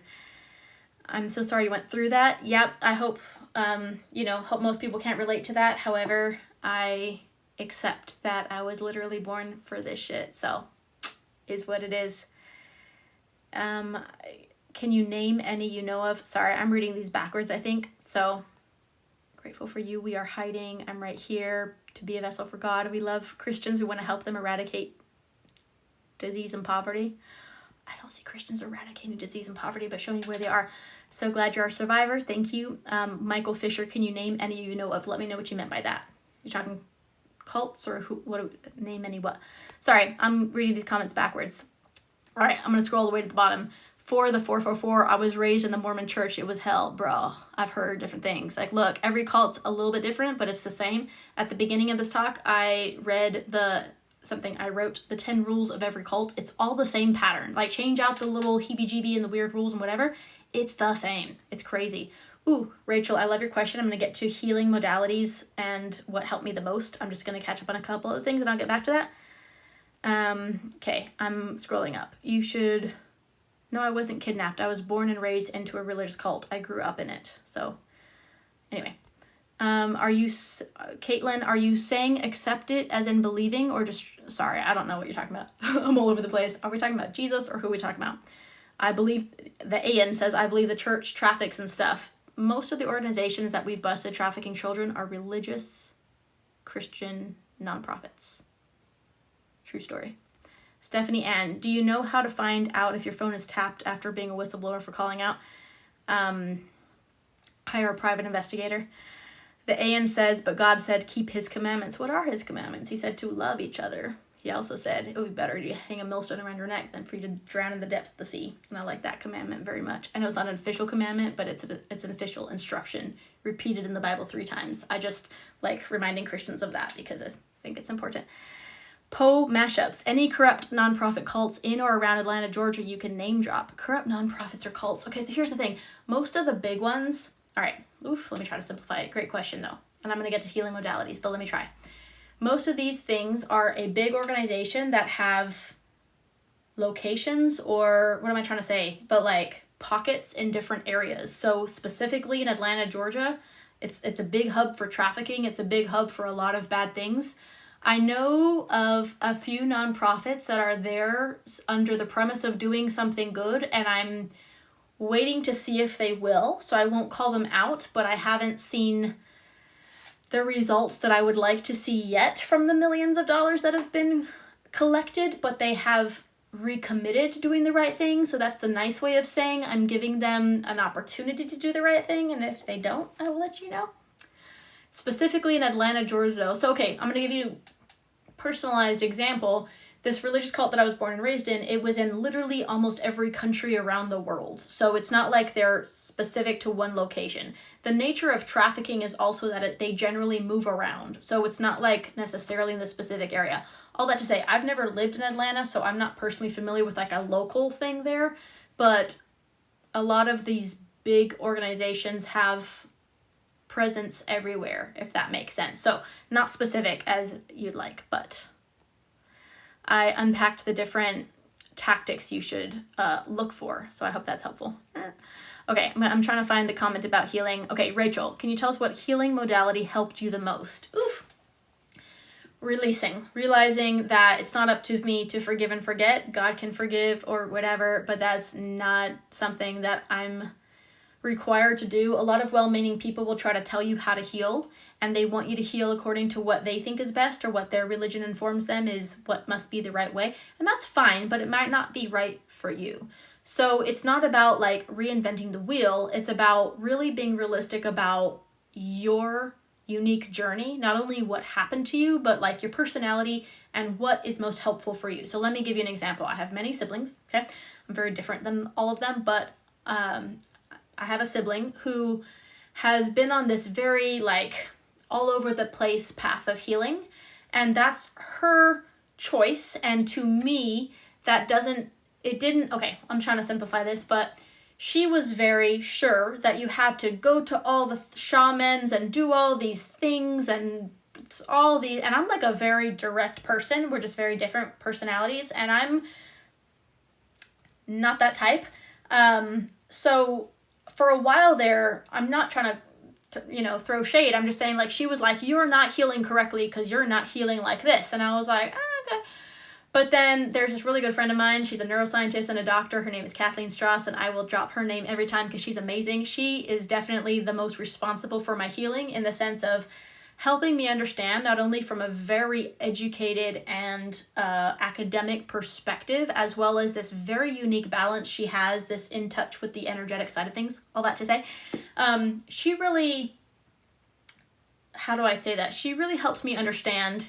Okay, for example, she was at my house and my sister was there, and my sister's talking about this whole 20-step process she does when she's sad. She like does all these things. And my friend Kathleen Strauss was there, and she was like, okay, well, that sounds, she said it very professionally, but she's like, that sounds like a lot. But, instead of doing all this, you could just go from here to here.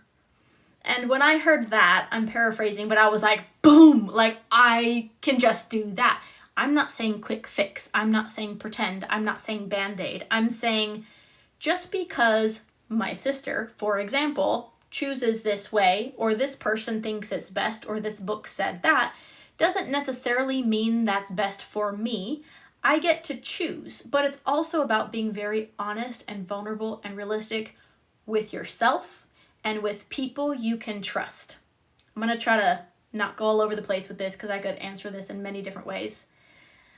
Not everybody should be trusted with those vulnerable aspects of you. Unfortunately, a lot of terrible people can use that against you, but it's not about being afraid of them or how they'll manipulate, because screw them. But it is about understanding that healing is going to be a process, and a lot of people are going to have input, but don't seek everybody's advice. I would seek very grounded advice from trusted sources that you really know are, let's just say, grounded in evidence and results, and apply it and be committed to it. That means don't change the strategy every day. Don't just chase shiny toys or, gurus on social media telling you how to do it. It means be committed to the process of healing, and also define what healing means for you. So that's actually more, she asked, tell us what healing modality helped you the most. And for me, it was talking to the right person, which was Kathleen Strauss, who's still one of my really good friends. And she helped me I'm very logical. So, the logical approach really worked for me. She took me through a process called eidetic imagery. This is, there's never going to be one thing that like magically helps you heal, but a few very important modalities stand out. So instead of what I'm going to tell you about, like three to five in summary though. So the mind is very powerful, and I'm going to oversimplify and summarize this very intense thing, but it's about choosing to heal, seeing hope that you can heal. In other words, seeing that there is potential for you, otherwise no one can heal for you. And then it's also about using the mind to essentially rewire the brain, disassociate the trauma from the memory, and reclaim your power. That's not easy, but I'm saying that's possible, and the mind is incredible like that. So look up eidetic imagery. The other thing is, I don't know if people want to go here or not, but plant medicine was actually very helpful. I'm not talking about all these weird like ceremony. I don't mean to call it weird, sorry, but I don't mean like ceremonies and people wearing white, because that's real culty for me. But I'm talking about, for me, cannabis. I'm talking about hemp-derived CBDs, product like that. This is federally legal, at least in the United States. I did a lot of research with that, and anyway, I did cannabis marketing for a long time, so I understood the medicinal value of it. But the short version, I'm actually really big on, if it works for you, the power of how it helps with trauma recovery, because what cannabis does on a scientific level, it literally, it's a whole thing, but it can help a lot with overcoming that trauma, with not only getting your nervous system to be more grounded and at peace so that you can heal, but then also helping you reframe certain memories. So there's a lot more I could say about that, but there's your answer, Rachel. I hope that was helpful. Running, I appreciate what you're doing. Thank you. Ooh, Zaravan, cult survivor here. Much love to you. Let's do it. Trad Life, you are so brave. I have one question, like 30 seconds. May I come up, please? Probably. Let me see if you can. I don't know why I can't add you. It's not letting me add you, but I followed you. So if you can request, I will accept. If I can accept you, hang on. Oh, I see you. Okay. I'll let you in. I don't know you, but I'll let you in too, Candy. What's up? Hi. I just want to say that I have so much respect for you, and you are so strong and so brave, because I know how dangerous it is to talk about this. Well, thank I you for being just, here. I appreciate you. I just thank you so much for what you're doing, because not too many people talk about this, and there's a lot of survivors, I'm sure, that are in here and that are all over the world, and I just have a lot of respect for you, and I just know how dangerous it is. Yeah. I appreciate you. Thank you for being here. I don't mean you, but you know, it's kind of funny to me. Like, I'm not pretending to be tough or like misrepresenting the petite female that I am, right? I'm not tactically trained and all that kind of stuff, but I've had a lot of like big, tough looking, fully grown men, right, say to my face, like, I can't believe you're doing that. That must be so dangerous. You must be so scared. It might be the word if they come after you, so scared. And I'm like, maybe I'm just like a little bit crazy. It's possible. But like, it just never occurred to me that like, I don't know how to say that. Being scared and letting that hold me back from doing what I can. You know what I mean? I'm not trying to be naive to the risk. And I've pissed a lot of people off. Like, don't get me wrong, especially when in taking down corrupt nonprofits and organizations, when you end their supply chain or their donors or whatever, like, oh, they big mad.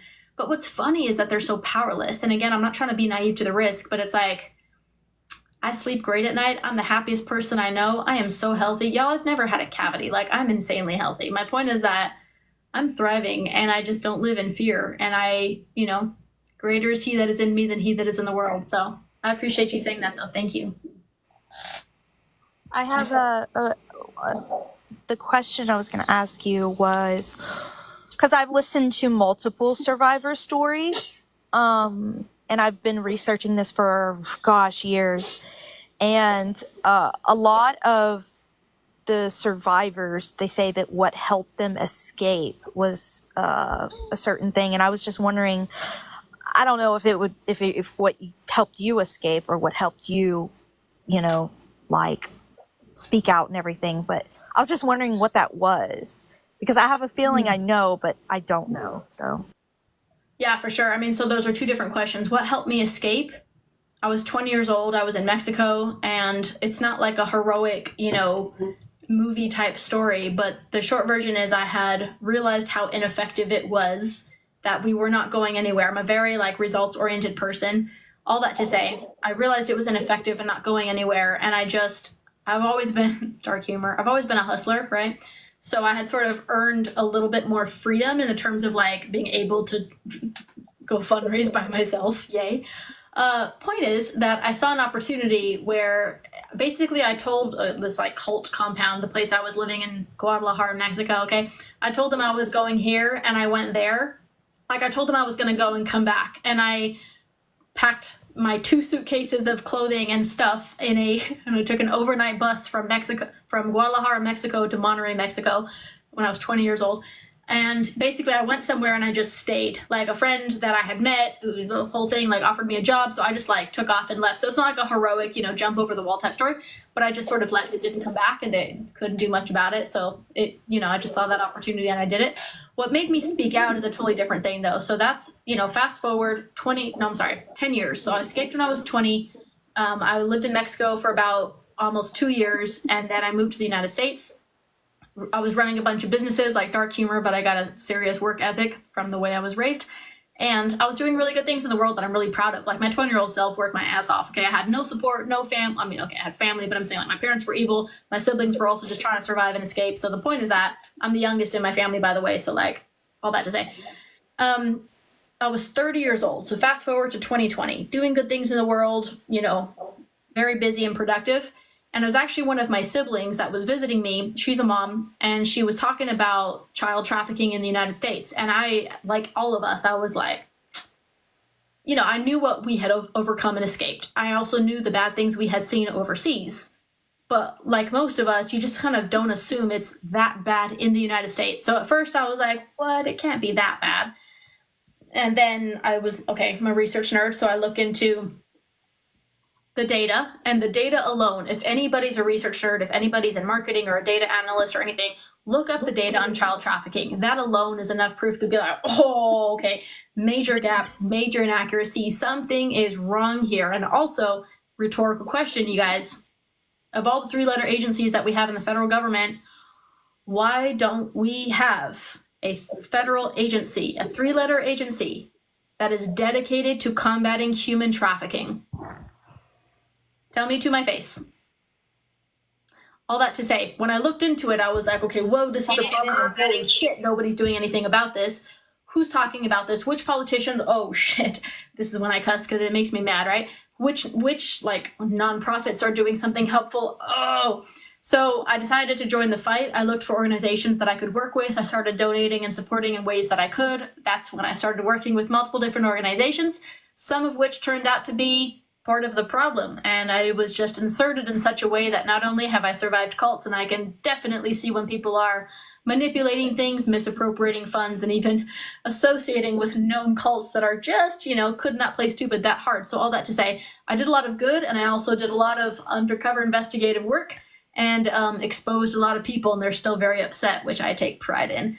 But the point is that what made me speak up is that I realized that I had to, and that there are not enough voices out here. I'm the most chill, keep to myself hermit you'll ever meet. Like, I could live on a beach by myself and never see humans and be fine. I decided to speak up because I feel like I must, and because there's not enough people out here.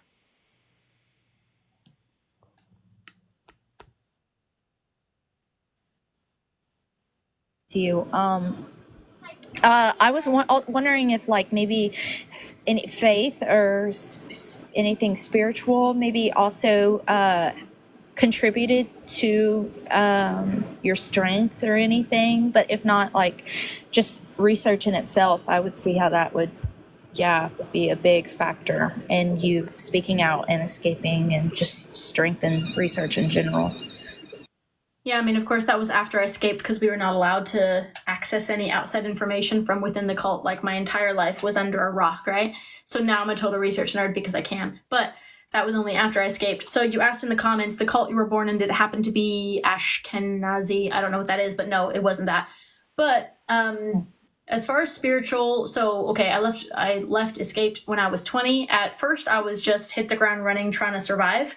And I basically just sort of put all that on the back burner, like, well, let's not even deal with that right now, right? The whole, like, God, spirituality, what the hell that was. It actually was about, let's say, about 10 years later that, okay, I'm a real research nerd, and I'm a real, like, health science nerd.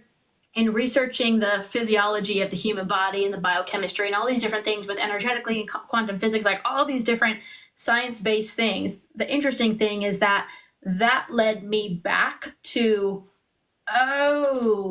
this, but not this. It's actually, like, earlier I was oversimplifying the whole, like, direct connection. Like, this gets real deep. Quantum physics can explain a lot about the power of religion, but it's not in this human manipulated way that people try to control people in a box.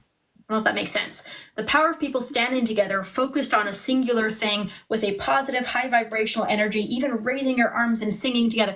Those types of things, scientifically, are very powerful. So basically, I rediscovered the spiritual via the scientific understanding of it from my perspective. And then I reframed it, or reconstructed what had been so fragmented throughout my life. That's the short version. And before, Candy, if you don't mind me asking, may I ask her one more question? Yeah, go for it. I want to give her a turn, and I don't want to be disrespectful because I've been asked. I feel like I've been checking up on comments. Yeah, go for it. Okay. So I want your consent, because, like, I don't want to trigger you. I don't know what your triggers are. No, you're good. Real quick, just have to laugh. Keith Weslow says, "So you must believe in Satan." Continue. Go ahead. Just have to laugh. Like, as if you do. I enjoy it. Go ahead. I don't know what your triggers are, and because, like, I just want to know if you're specifically focusing on, like, the healing aspect and what you're, like, or if you are actually talking about the tunnels and, like, Finger Lakes and certain locations. Like, I don't want to trigger you, and I don't want, like, because I don't know if you have, I'm sure you have PTSD. What's I just want your consent about what I can ask you. I don't know what I can ask you because I don't want to trigger you. And I, like... Yeah, you don't have to worry about triggering me, but tell me what your actual question is. Okay, so... Are you comfortable talking about the tunnels? I don't have lived experience with the tunnels, and there's also a lot of conspiracy theories related to the tunnels. I know a lot of military contractors who have, like, I don't have lived experience with that, so it's not something I would speak to, but it's not because of triggers. It's more because there's a lot of narratives and buzzwords being thrown around that I don't like to perpetuate because people get fixated on them. Like earlier, they're like, oh, Wayfair, oh, the Democrats, oh, and I'm like, bro, that's like just not. That's just not how this is. So we want all people that to take us seriously. Yeah, we want people to take us seriously. So it's also like, there's very specific things I can speak to. I also would never like embellish something I haven't experienced or can't speak to personally. So all that to say, I don't have experience with the tunnels, but I did live in Mexico for about 10 years of my childhood, and I crossed that border more than any child should. It was mostly in cars and vehicles and white vans and on foot, and probably a couple times in planes. I'd have to think about that. But yeah, all that to say, I was never like in a tunnel. Candy, you can go ahead. Thank you. What's up, Candy? How are you?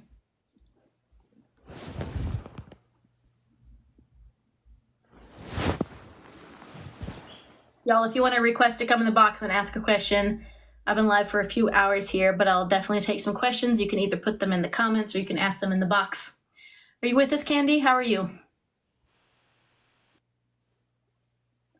Candy, can you hear us, Candy?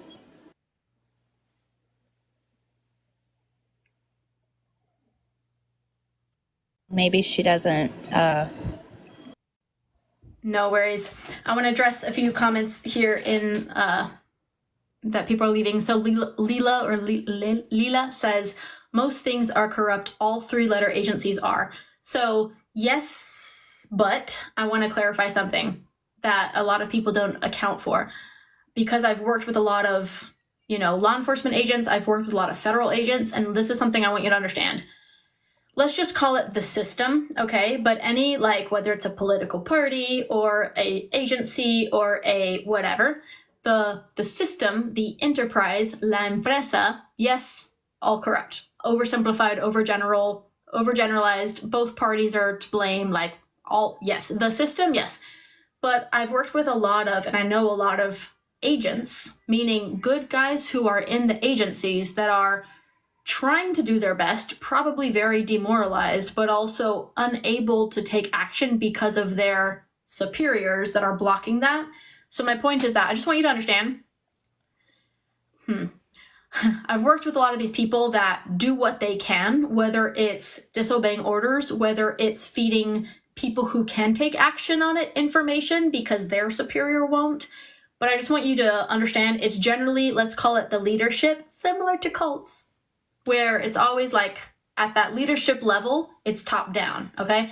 But there are really good people and corrupt people pretty much everywhere. So just keep that in mind, because whether it's law enforcement on a local or federal level, whether it's federal agencies, whether it's people within government, again, I said earlier, I look at politics like pro wrestling. And what I mean by that is it's all fake. If you're allowed to get excited about the drama and your guy and the colors and the whatever, but you're not allowed to take it seriously, right? And again, we're talking about the puppets. We're also talking about the illusion of choice and the illusion of the drama. And Americans love that stuff. In third world countries, I'm not saying it's good, but there is an understanding that politics are corrupt and not for the people. So while there's a lot of very blatant corruption, people don't have this idea that it's actually going to work this time for them. So I see, anyway, I just want people to understand that it's generally at the system is designed for corruption, but there are some good people within it. And I'm not only saying that to be positive and have hope, but I'm saying there are heroes you'll never hear of. You'll never learn their name. They'll never be promoted because they're doing everything they can from within. And it's, I wish there were more of them, but. You said that you were born in this cult, right? Correct. And were you born in Mexico? No, I was born in Brazil. I was raised in Brazil for about 8 years, and then I lived in Mexico for about 10 years, all over Mexico. I speak Spanish like a local, so. Are you So are you technically Brazilian, like My ethnically? parents are American. I'm not of Brazilian descent, but I do have dual nationality because I was kind of like an anchor baby for real. But I was born there. When you're born in Brazil, you get citizenship. So I have dual nationality. I have two passports. But again, I have no like Brazilian heritage. It's just that, I could buy property. Like Brazilians will claim me, Mexicans will claim me because I speak Spanish like a local. I can out Mexican most Mexicans. Those are like my people. And then white people will claim me. It's called being a third culture May too. I It's actually just interesting. What's that? may I okay, so may I ask, okay, since you said you were born into this, so basically your parents were I remember earlier you said that they were evil. And I'm just wondering about your parents' background, if I may ask, politely, like what are their ethnicity, your parents? If you don't have to answer that question, I was just curious. Yeah, they're American. They're like different types of European white people descent stuff, but they're from Texas. They're from Texas. Have you ever done like a DNA test? I bought one of those like 23andMe or something a few years ago, and it sat in my closet, and then it expired, and I don't know why. I just never did it. So anyway, the short answer is no. But then I saw that they were like selling DNA, and I was like, oh, I'm probably kind of glad I didn't do it. Growing up all over the place definitely expands your perspective of the world. It definitely broadens your understanding of people, of cultures. They call it a third culture kid when you're from somewhere, but you're born and raised everywhere else. So basically, I'm a foreigner everywhere, which I'm totally used to, right? It also means I can fit in anywhere. It means I can adapt to any culture. It means I'm very respectful of other people's cultures, and I understand that, there's no like. Anyway, it's just a very different view of the world than a lot of people that kind of don't leave their hometown. Not that there's anything wrong with that. It's just, it definitely broadens your perspective, I would say. You said that you can adapt to other people's culture. What did you mean by that? It means, for example, I go to Mexico often by myself, and I'm not recommending other white girls to do that, but I'm saying for me, because I know the culture, I know the people, I speak like a local, I know how to move, I know how to, I don't go there to party and get drunk and that kind of thing. But it also means that we could use the word open-minded because I've grown up around a lot of different cultures. So, this could get into a whole other topic, but if people are not used to adapting to other people's culture, they may not be aware of, what's appropriate when you go to a different country and when you adapt to them if you're visiting them. So that's a whole other thing. But I do speak fluent Spanish. I understand Portuguese, but I think in Spanish, so it's like a Portuñol mix. But yeah, it's more of being able to fit in anywhere, which comes in handy these days. I can say that, working undercover and different things I'm involved with these days. People often underestimate a petite, smiley female. Yeah, I'll take a few more questions, you guys, but it's 11. I've been live for about 3 hours, so I'm going to call it quits here soon. But if anyone has any final questions or things you want me to address, I'm happy to. Love to do this more often too. I used to go live every week. Are you undercover with the federal government, maybe? You said undercover. I was confused. I've worked with local and federal agencies. Well, there's different efforts in different states. People have to realize that there's different levels of law enforcement. And one of the main issues is that, man, that's hard to summarize. The reason I founded my nonprofit is because I am aware that there are different experts that are needed in this dialogue to come together for solutions that aren't really talking and that don't have how do I say that? They don't have a lot of communication, so there's a lot of broken things in the chain. I'm going to give you an example of that. When tech companies identify child harm, child exploitation, bad things, the whole process of identifying, reporting, and transferring that information to law enforcement is very archaic, it's very slow and ineffective, and it slows the entire process down. Then there's also, advocacy groups and people that are kind of shaking their face in the corner, but they're not going to these tech companies and actually having dialogue and talking to them and, helping to consult them on the actual solutions that are needed. There's all these sort of people that are not willing to work together or that for whatever reason have not come together.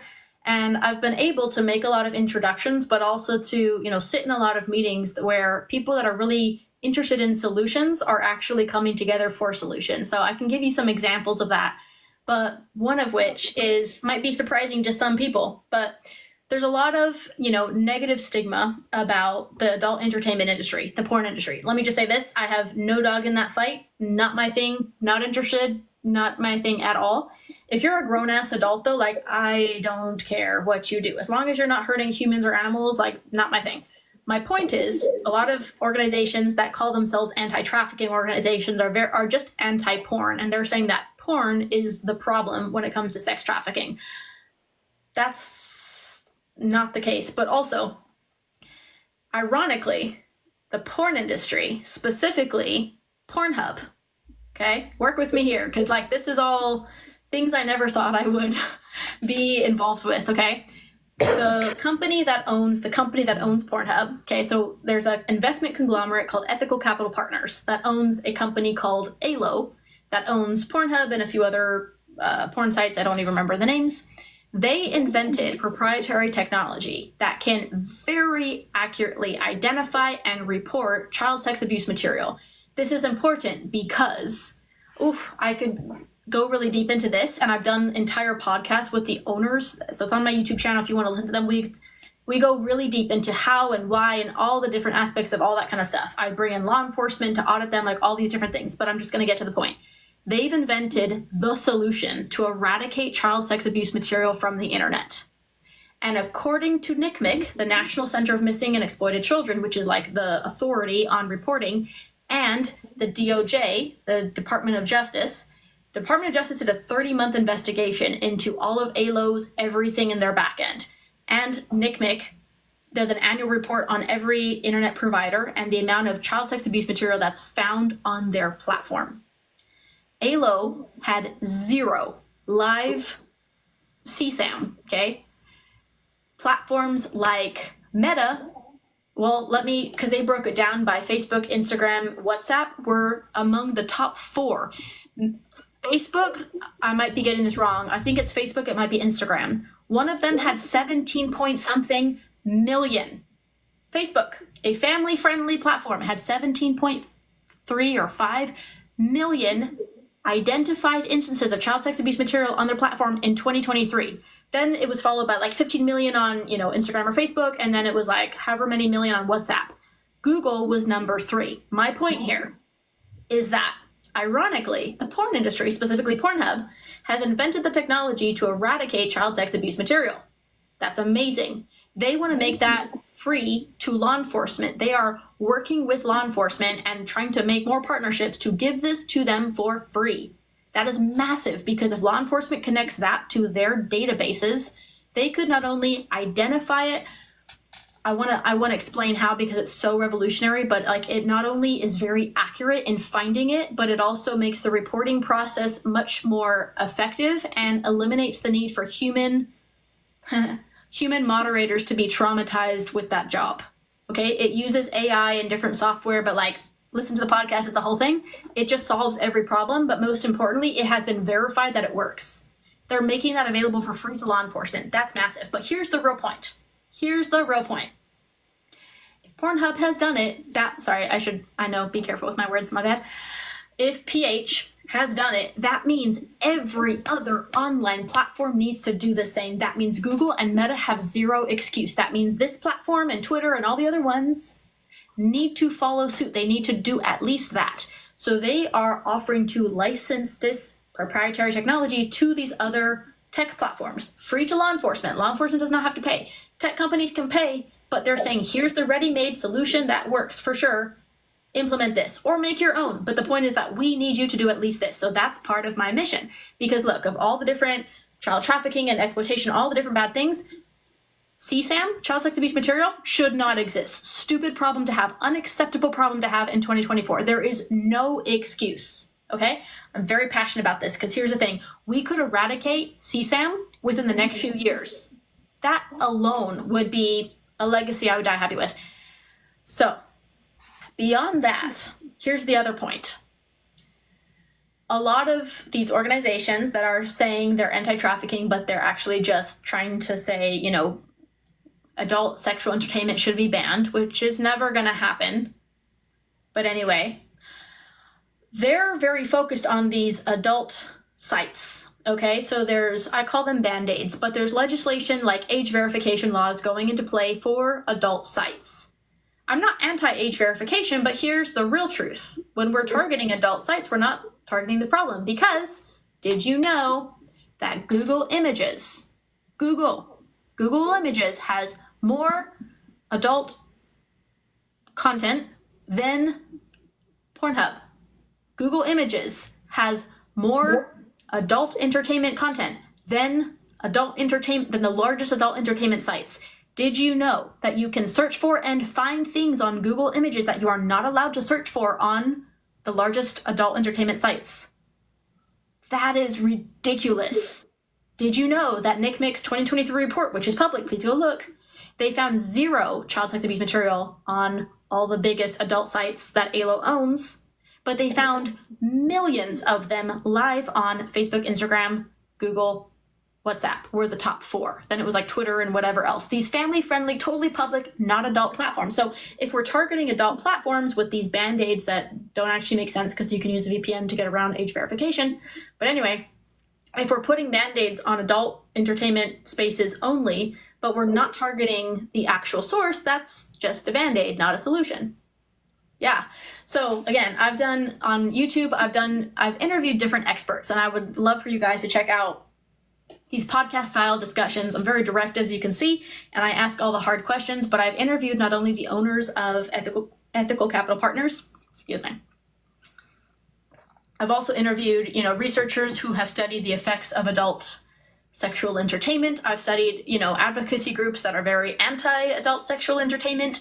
And I've said, like, okay, we can agree to, like, in other words, my battle is not to intervene with adults' freedoms. My battle is to protect children. But can we agree that we should at least protect children? In other words, adult sexual entertainment is not going away. So can we just clean up the child exploitation? Because this is unacceptable. We can all agree on this, right? Yep, great. Let's focus on solutions then. Great. So I've brought in law enforcement. Like, it's been incredible, because the people that are shaking their fists and making a lot of noise with their bias, they're not, let me say that a different way. The people who really understand the problems are not the ones that are balking at, oh no, the adult entertainment space can't solve this problem. That would be against my bias. They're like, that's amazing that you're working with them. What, this technology solves all our problems. It streamlines every process. Yes, Lord. So it's just interesting. It's ironic. What's up, Candy? How are you? Are you with us? I think she's with us. All signs of life, so I just wanted to check in. Anyway, that's been a whole thing, so all that to say. Go ahead. Wow. That was a lot of information. Mm-hmm.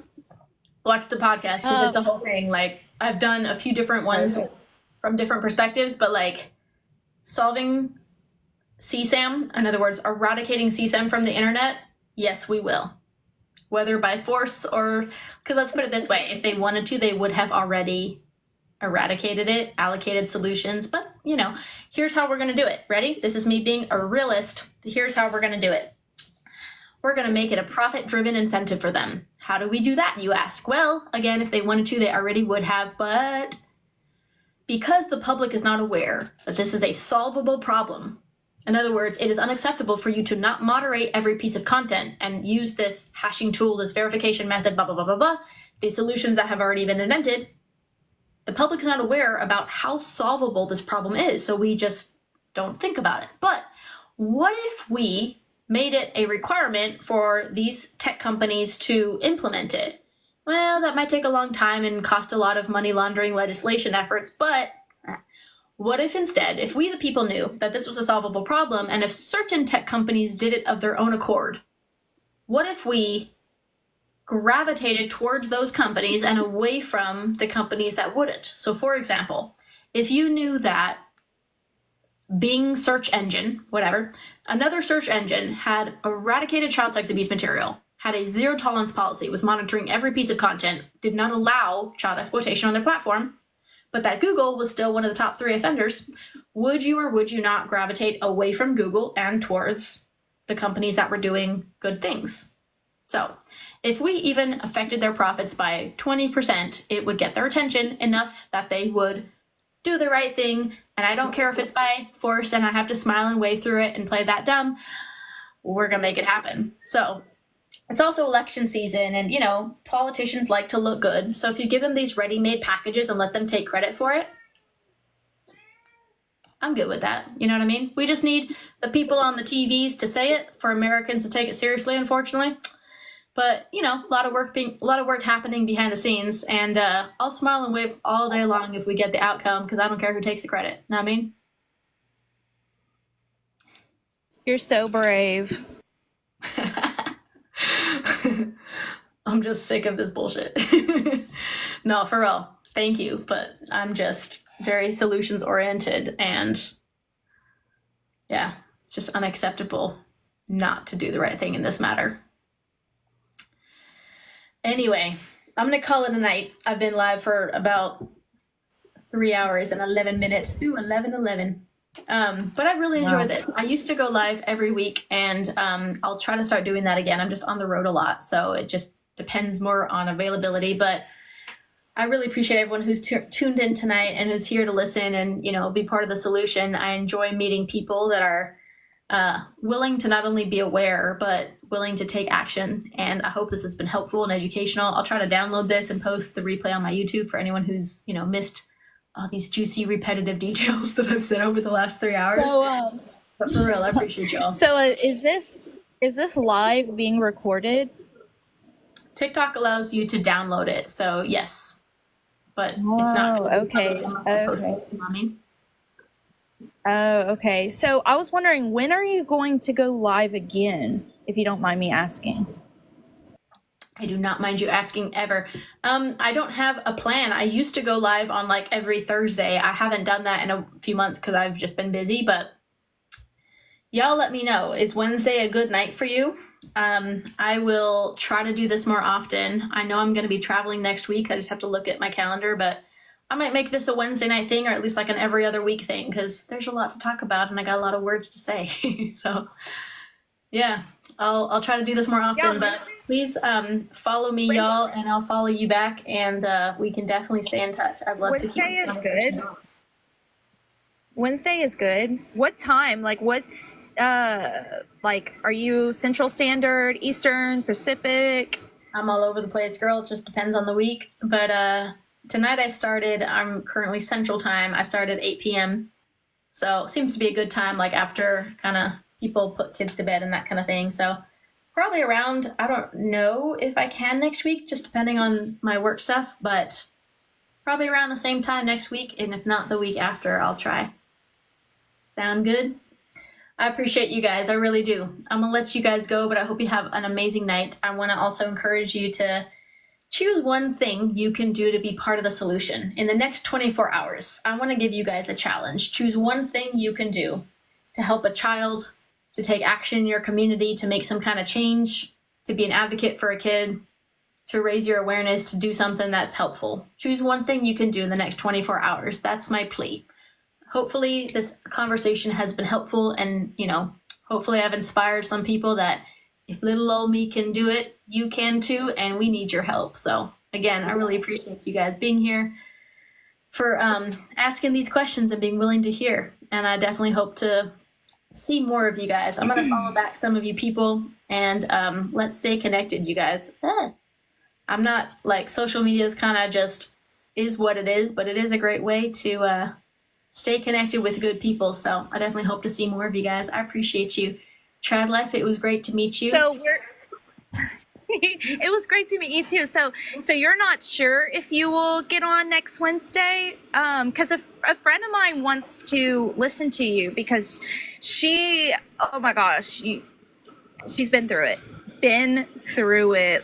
Like, she would, gosh, you guys would have so much to talk about if you get my drift.